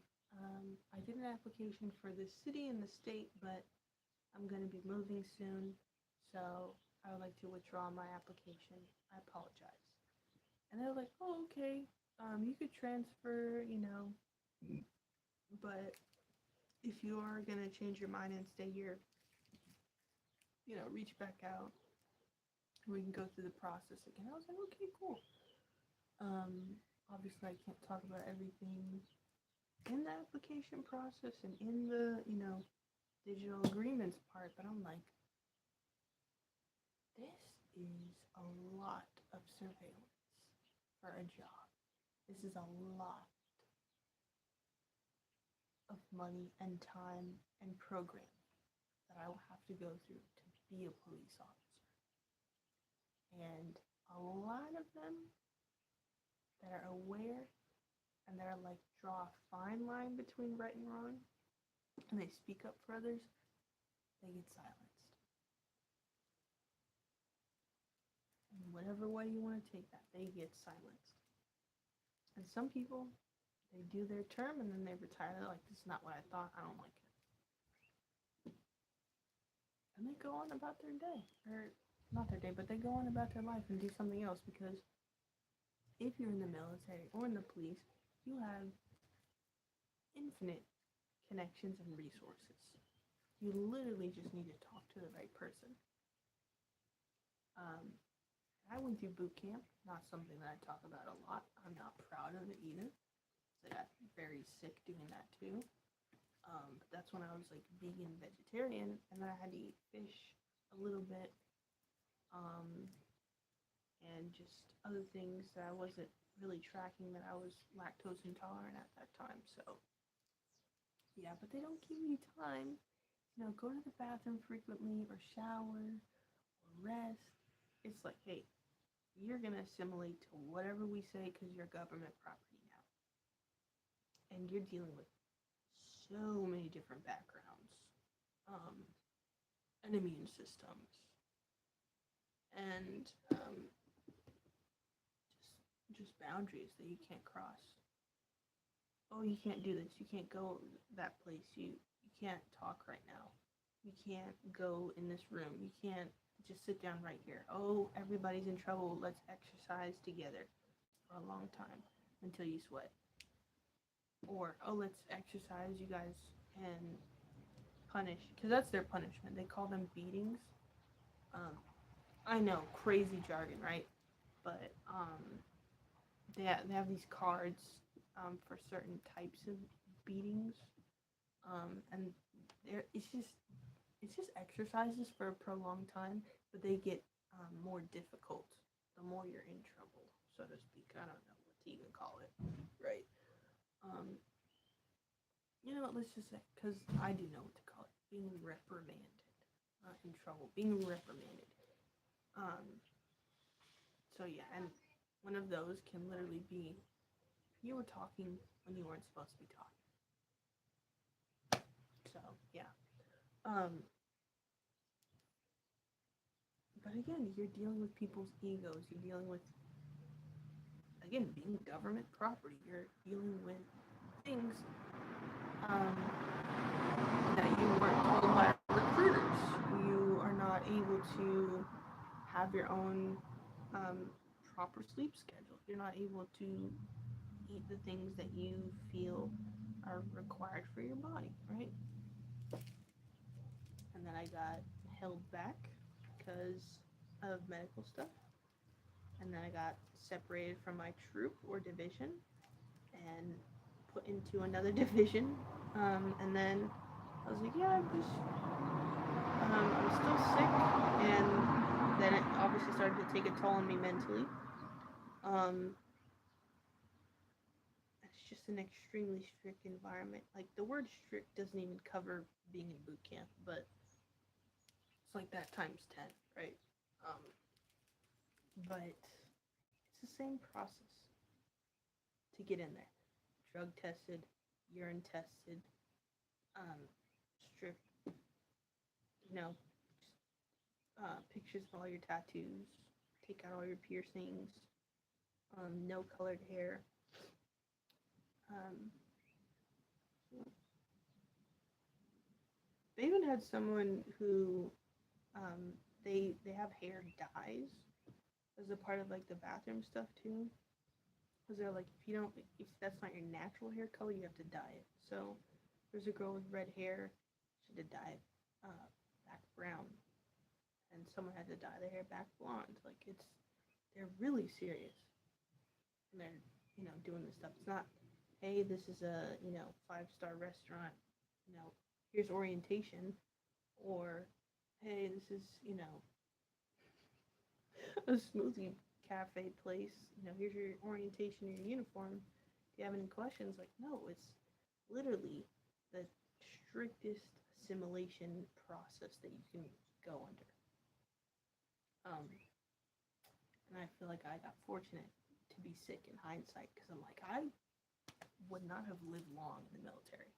Um, let me tell you that much.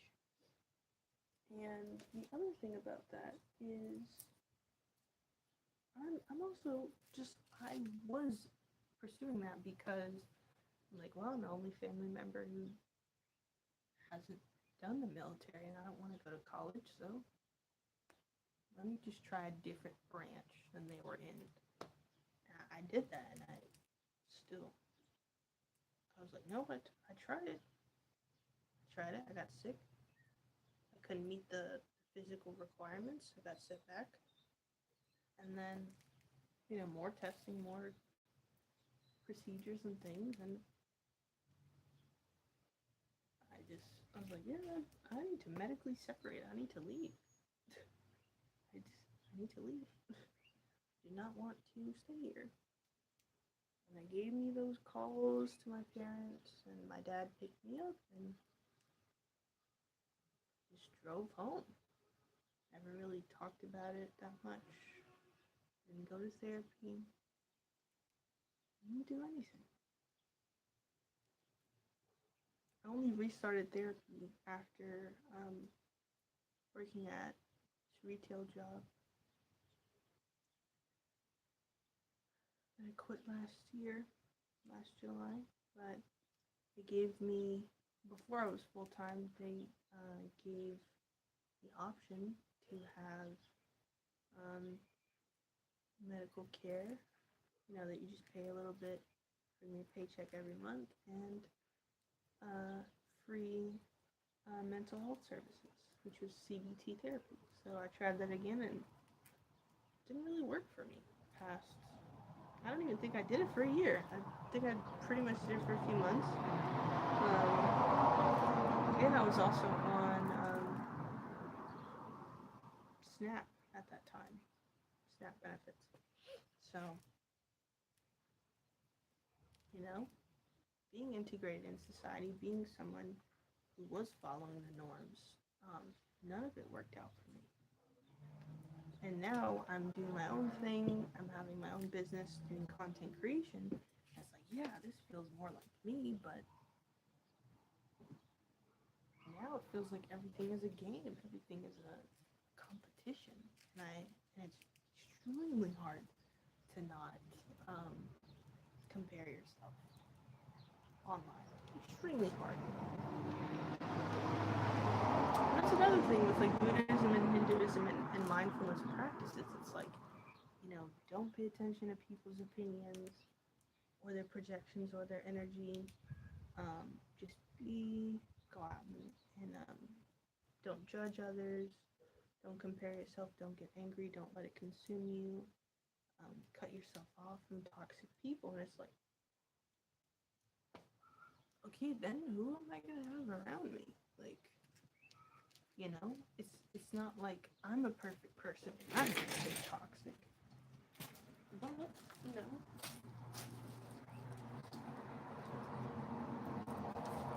it's also like who fits those parameters today? There are very few people who practice mindfulness, and even fewer that don't practice it in a contained setting. Just like me, when I stopped going to temple after moving here from another state, um, religious Bible Belt area, but when I stopped going to temple uh, to even do meditations before moving, um, the day before I had to move, I went to another meditation thing. Right, I clearly needed that hour of meditation, but I brought someone. So I was kind of my focus was all over the place. So that time went by really quickly. Meditation, but when I had not been able to go, um, you know, twice a week, it became more difficult to be mindful and focused.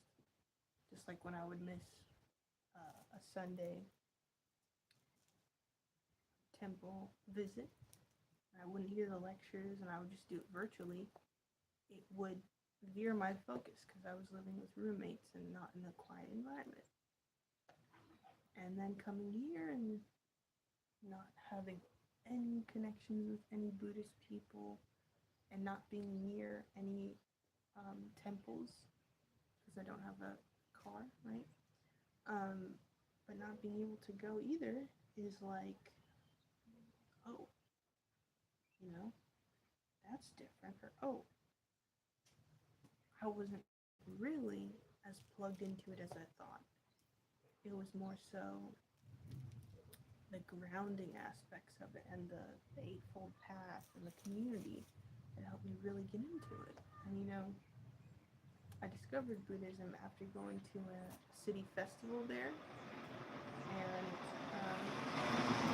I was at the city festival after quitting that job that gave me health insurance and dental, medical stuff, right?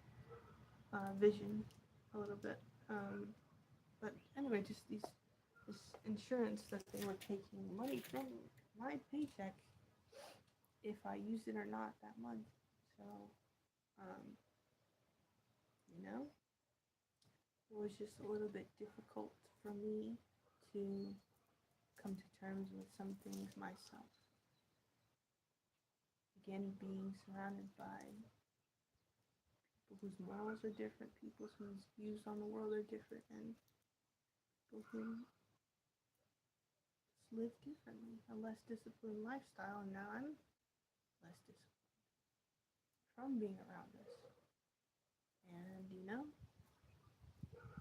I moved, and then I moved with family. It was extended family at first, and then it was the family here, but they don't really do a lot here. My sibling goes to school here and works a few days a week, you know. But he's not even 18 yet, so he's doing a lot for his age. And then compared to me and my family is like, they have a lot that's happened to them in life, but they're crazy and they're making their problems our problems. So a lot of disagreements, a lot of back and forth, a lot of backlash, a lot of emotional turmoil later. And I'm here mostly in isolation.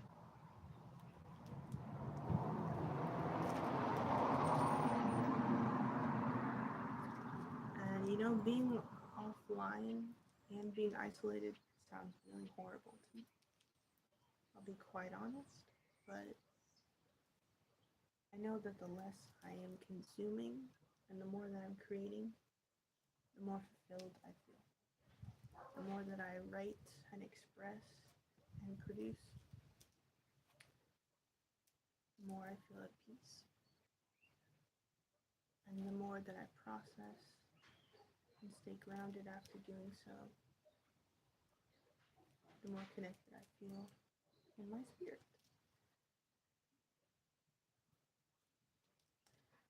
But genuinely and truthfully, I do feel sometimes that life would just be easier if I lived in a different country. Or if I found a temple that, you know, is around Buddhist practices and ways of living, and just stayed in that community. Because I don't want to keep playing out my trauma or, you know, following the projections of others and trying to prove myself. I also don't want to go into debt to just live comfortable. You know?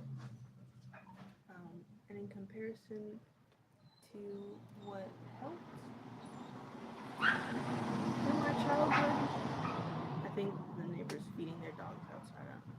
Sorry, the background barking and stuff. My goodness. Yeah, I apologize. Sorry. But it's like when I was a child, I was doing dance classes, gymnastics. I tried Tai Chi with one of my other siblings. And then I went to a private school and I was like, oh, I don't have time for this stuff. I need to focus on my homework and study. And I know that I tried some clubs there, like extracurricular stuff, like joining,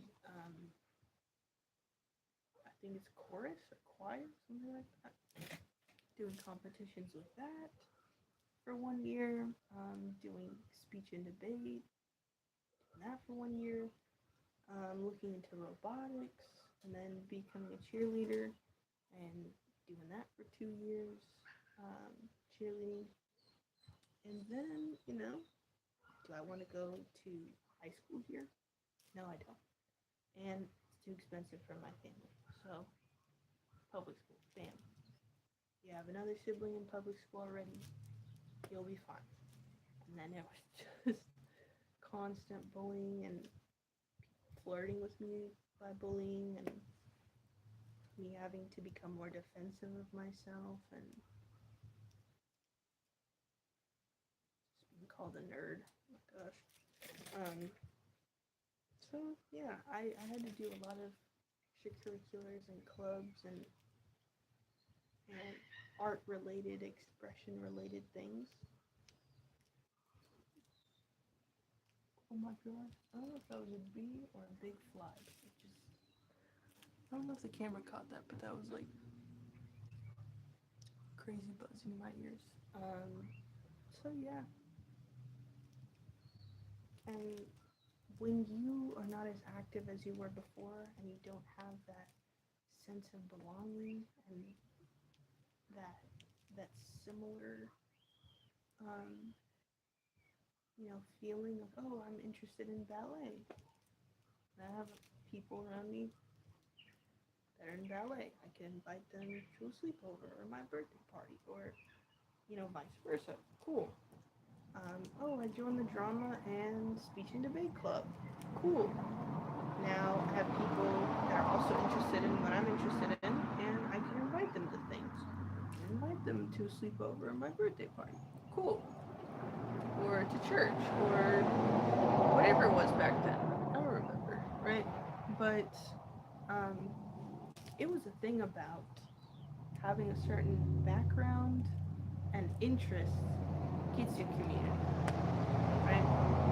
Being a religious Baptist Christian or Pentecostal Christian or evangelical Christian gets you a lot of community, gets you into events and public spaces, seminars, summer camps, whatever church event is happening, right? And then you go to school, you hang out with their families. Oh, we're Christian too, or oh, we believe this too, whatever, right? Or oh, they work similar jobs. Oh, cool. And oh, now you're friends. Let's do stuff together. Let's hang out. Let's have phone calls. Let's talk, whatever, right? And people get so attached after they integrate, right? And you get comfortable and you think, life is fine. Let me just keep doing this over and over and over. And then it becomes a lifestyle, right? And then you take that away and you remove yourself from that environment, and suddenly it's like you're shaken loose of your sense of security.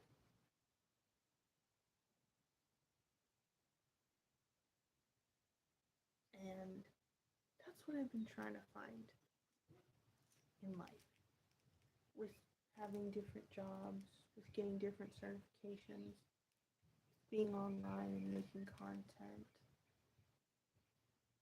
having an online community, um, and with smoking cannabis and being high for a lot of my adulthood.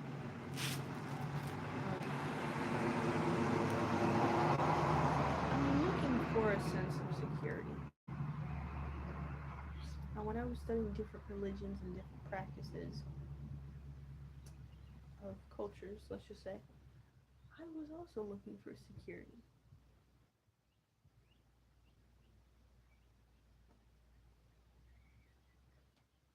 And when you feel secure, you feel stable.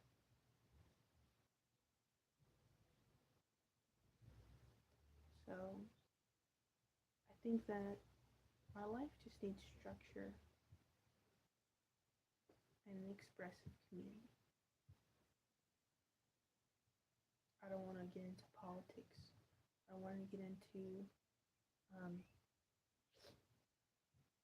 being correct or palatable in society. I don't want to get into gender constructs.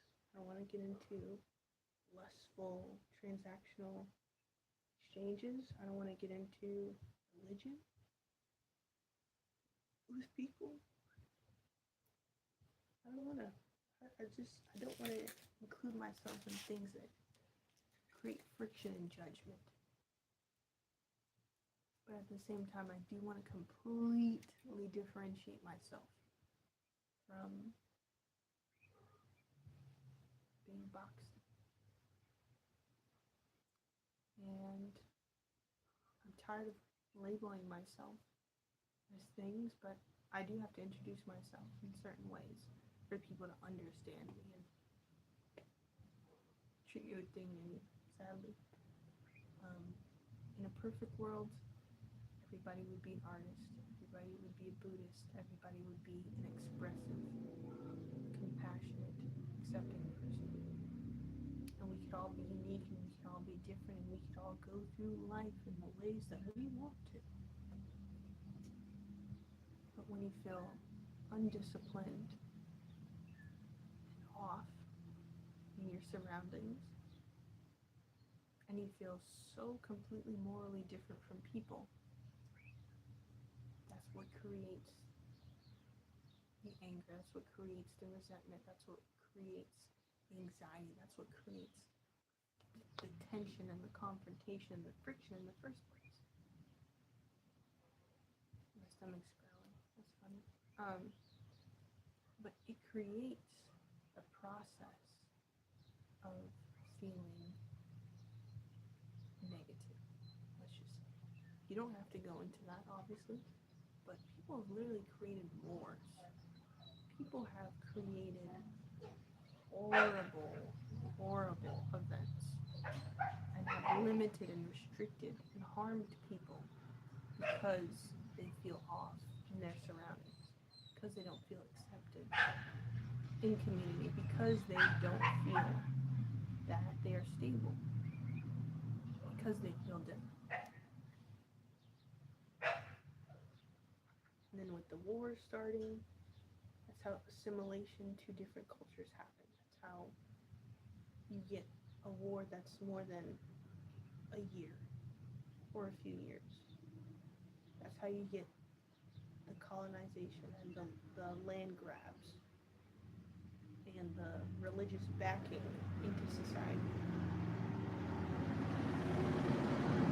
And as you can see, this is what I would think about or spiral into.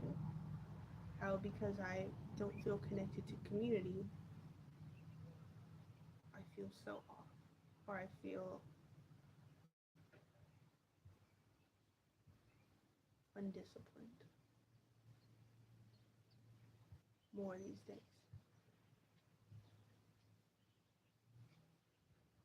But then I'll have a conversation with someone and nope, feel perfectly fine.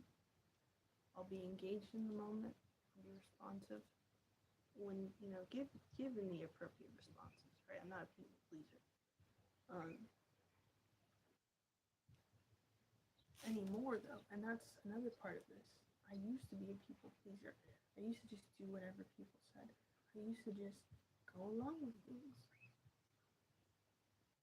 And now I'm a stick in the mud. I'm crazy. I'm weird. I'm messed up. Because I don't want to follow society and I question things and I have different morals.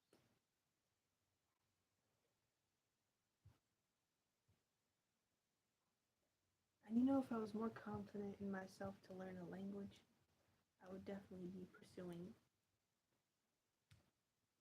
something overseas more seriously right now.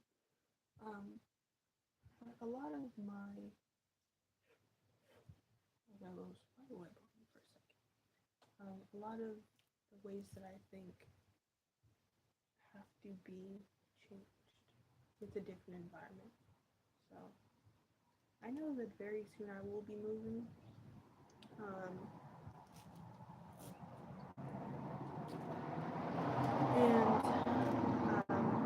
it's not even a matter of when, really, realistically, because I moved out here in April, the beginning of April, and it's December. So almost the end of December, actually. So I've been here again just under a year, but I've lived in this state collectively throughout my life for like 8 years, 9 years. It's almost a decade at this point. Um, but, living here as a child, as a youth, um, you know, it's really something. And if I zoom out and I'm like, okay, another person looking at how I've lived my life and how I process things, it's like my central nervous system is tied to these family members. So my sense of security and safety, when that's challenged, I feel like giving up and going back to this family members. But now, after being here for a very brief time, realistically, right? It's April to December, not that long at all. It just feels longer because I've gone through a lot of ego deaths and a lot of, I'm not going to say initiations, but it's like a lot of things that have differentiated me from family. Um, I've gone through a lot of those things. Again, a lot of emotional turmoil and uncomfortable conversations, and it's led me to isolation. And I have a few connections here from the stuff in City Hall and community workshops, but nothing's tying me to this city, to this town, to this state. Absolutely nothing. When I go outside and I sit underneath the sunlight, or I go for a walk and I feel the sun on me, that's what grounds me. Genuinely. That's what grounds me. Remembering to take care of myself, remembering to drink water, to do my hygiene, to stretch, to not be on my phone the entire day. Like, I take breaks from being on social media and I just go back later to check it, right? Or I research something and then take a break and focus on something else and then I come back to it. But sun, nature, music are the only things that ground. Genuinely, the only things that ground me.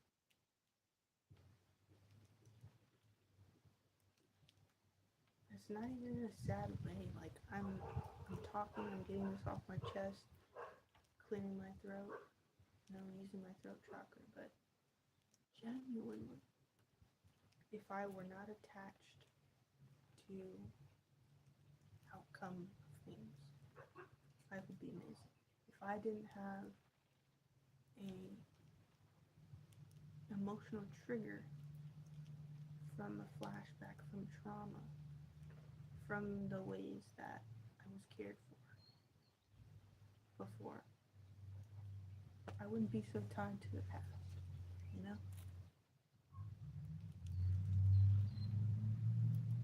I just wouldn't. And I don't think therapy works because even during this personal training courses and life coaching and looking into more neurobiology and the way that the brain works, it's in the gut and mind connection. It's like I know what's off.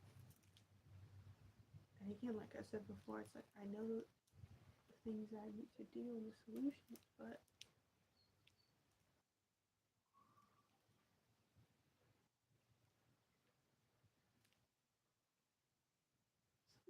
sometimes things just feel really out of reach.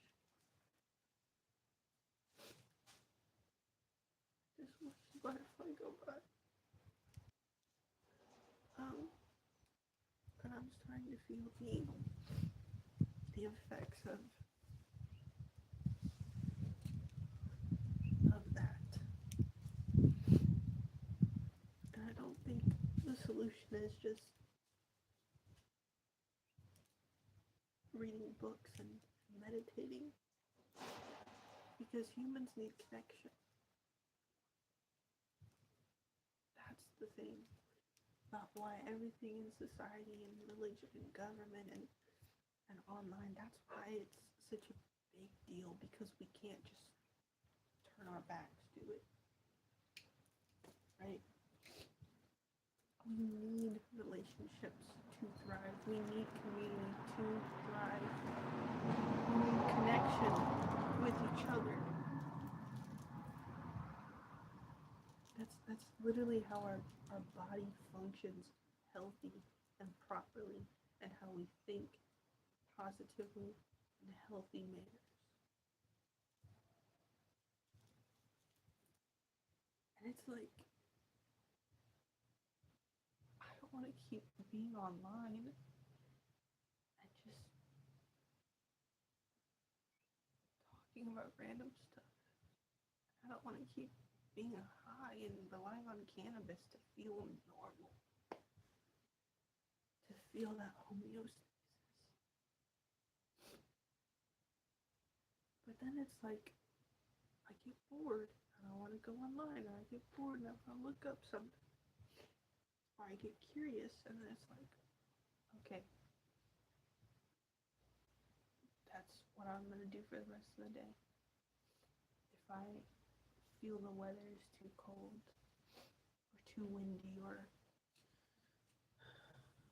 whatever's going on outside, the weather changes so much. And I got followed by a dog the other night when it was just a little drizzly weather.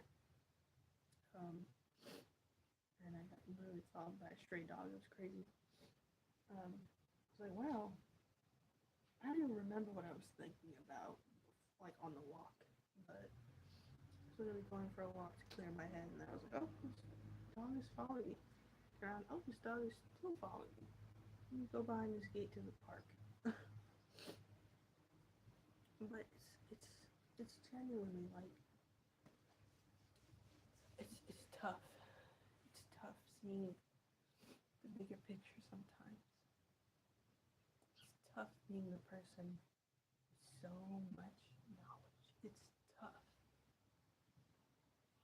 taking the middle path, going down the road less traveled. It's tough. It's very tough. Very tough.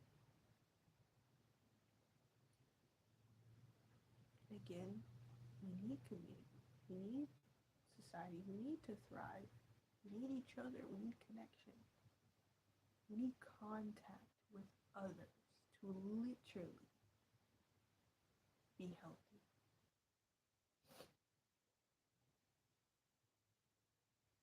And it's times where I just want to completely give up social media and turn off the phone.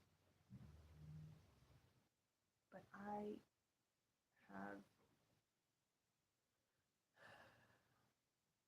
emotional stirrings and things that come up, and I don't want to process that every single day. It gets to a point as well, right? Just like being online gets to a point. Um, but it's like, and you want to just do something else. You want to dissociate. You want to do something else. Okay.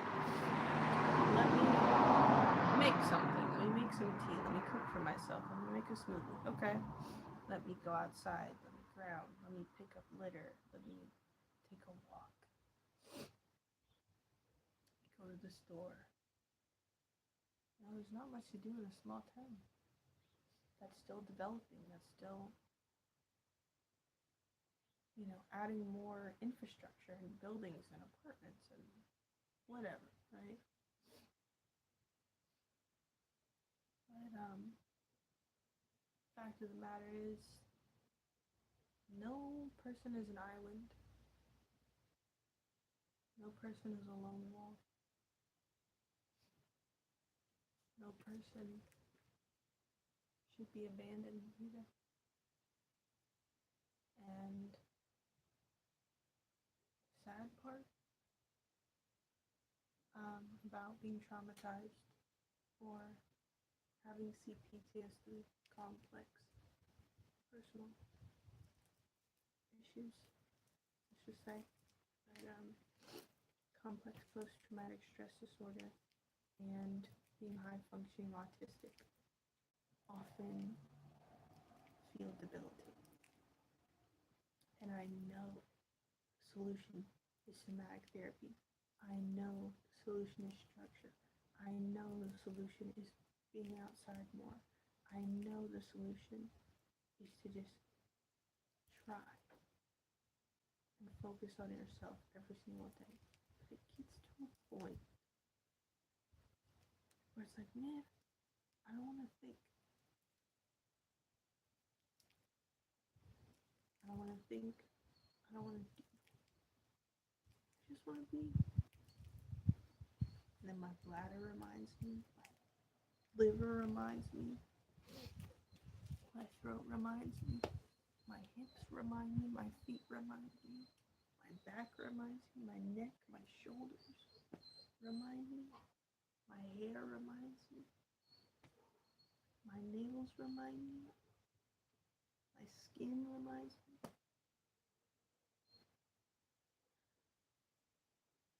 I have to take care of myself. I have to invest time. I have to stop choosing certain things to be able to take care of myself and feel whole within.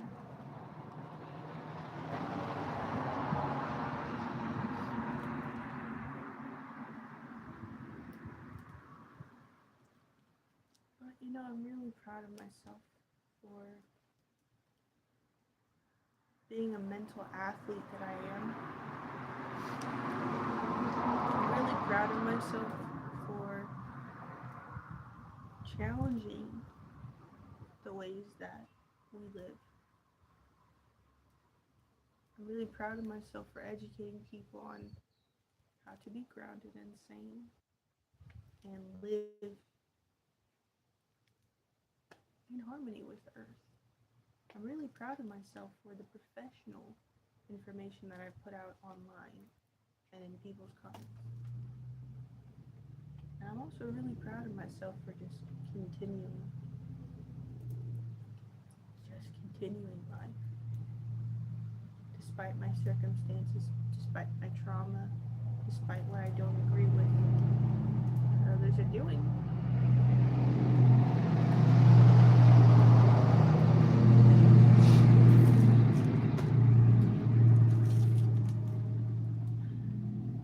Life is about balance. Either way.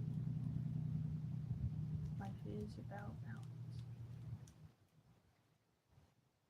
And I think just like taking a tolerance break, I think you need to take a break from social media and really look into what I've already put out since the summer.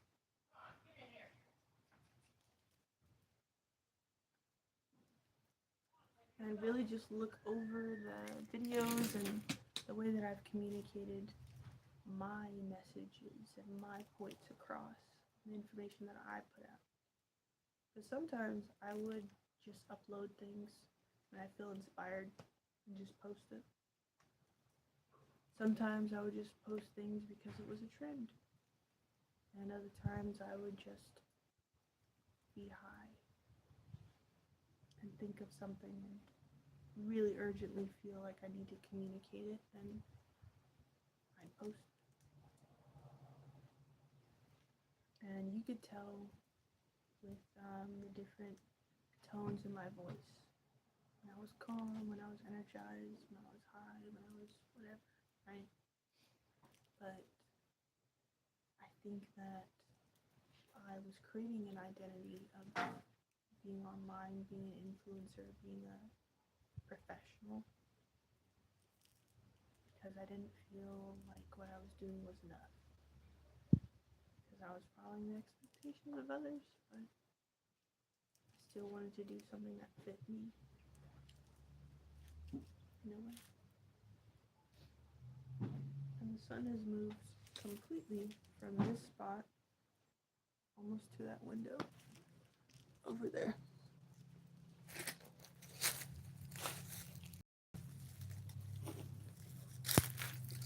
I've literally had to move it in a J shape now.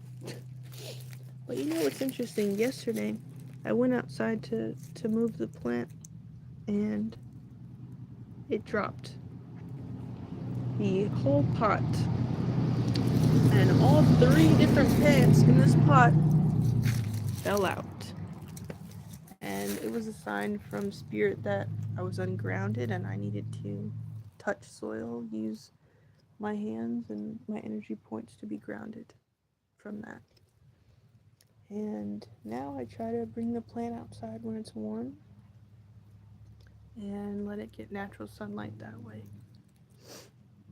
And I'm reminded that just like this plant, even if I fall out and some dirt comes out, I can just put it back in there. Put some water over it, pat it down, put it in sunlight, and let it continue. And I think that the more we realize that life goes through birthing and withering and death and rebirthing, easier life will feel like for us. But we become so attached to certain processes in life, and we get attached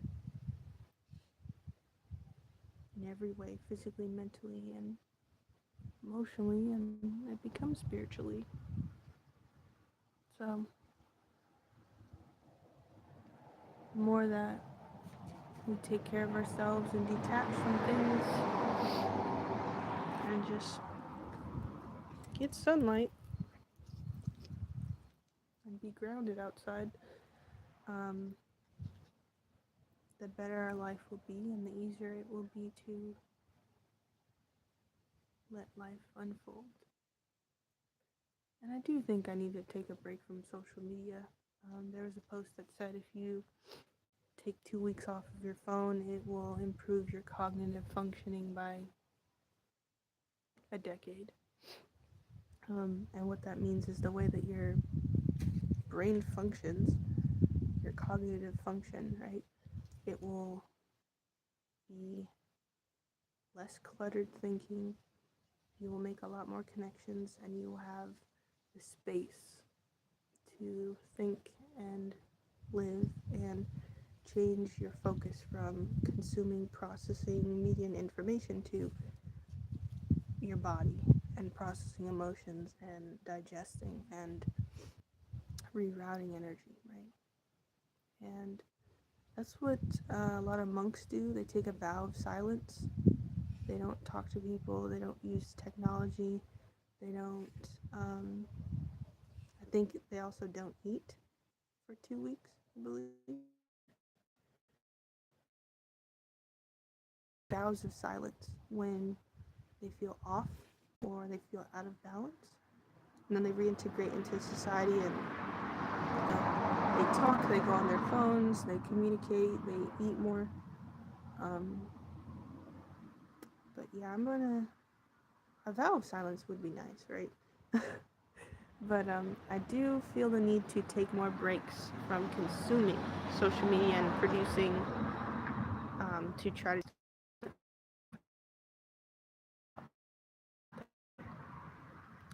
and changes a lot of demolition going on in this phase of humanity. And I often reflect back to the times where I did live with this specific family dynamic too, um, in another state. And I was like, man, why did I not notice these things before? Or why didn't I pick up on these things before? Because I was literally working 5 to 6 days a week, but sometimes those 5 days would be a double shift. So I would spend majority of my day at work, come home in the afternoons or after closing shift and just get high. And I would drink coffee in the morning and eat maybe 2 meals, maybe just munching after being high, but that's what I would do. And I would stay in my room and I would go online. And I feel like have been having certain emotional flashbacks that pulled me back into that of just being high all the time, or being high as much as I can to not be so much in my head and so much in the traumatized inner child, and be more of myself in the present, you know?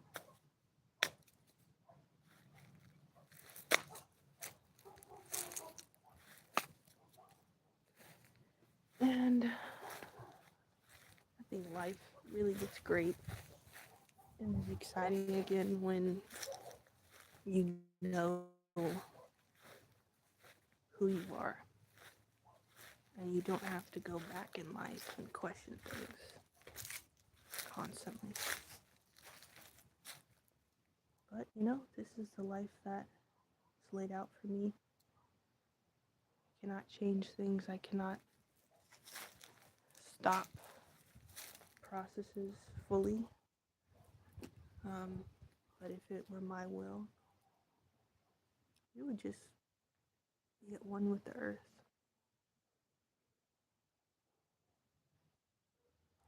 Everybody could live the way they want to live in harmony with the earth. Keyword harmony. And I don't feel that right now. But I'm being vulnerable and expressive and honest. So I'm going to end this live. And, just take a break. Not a vow of silence, but break. Whenever you're seeing this, if you watch the whole thing, thank you. Appreciate it, right? But everybody needs to rest and to just live their life differently. So that's the message. If you want to take something from this. But whenever you're seeing this, grand rising, grand afternoon, grand evening to you.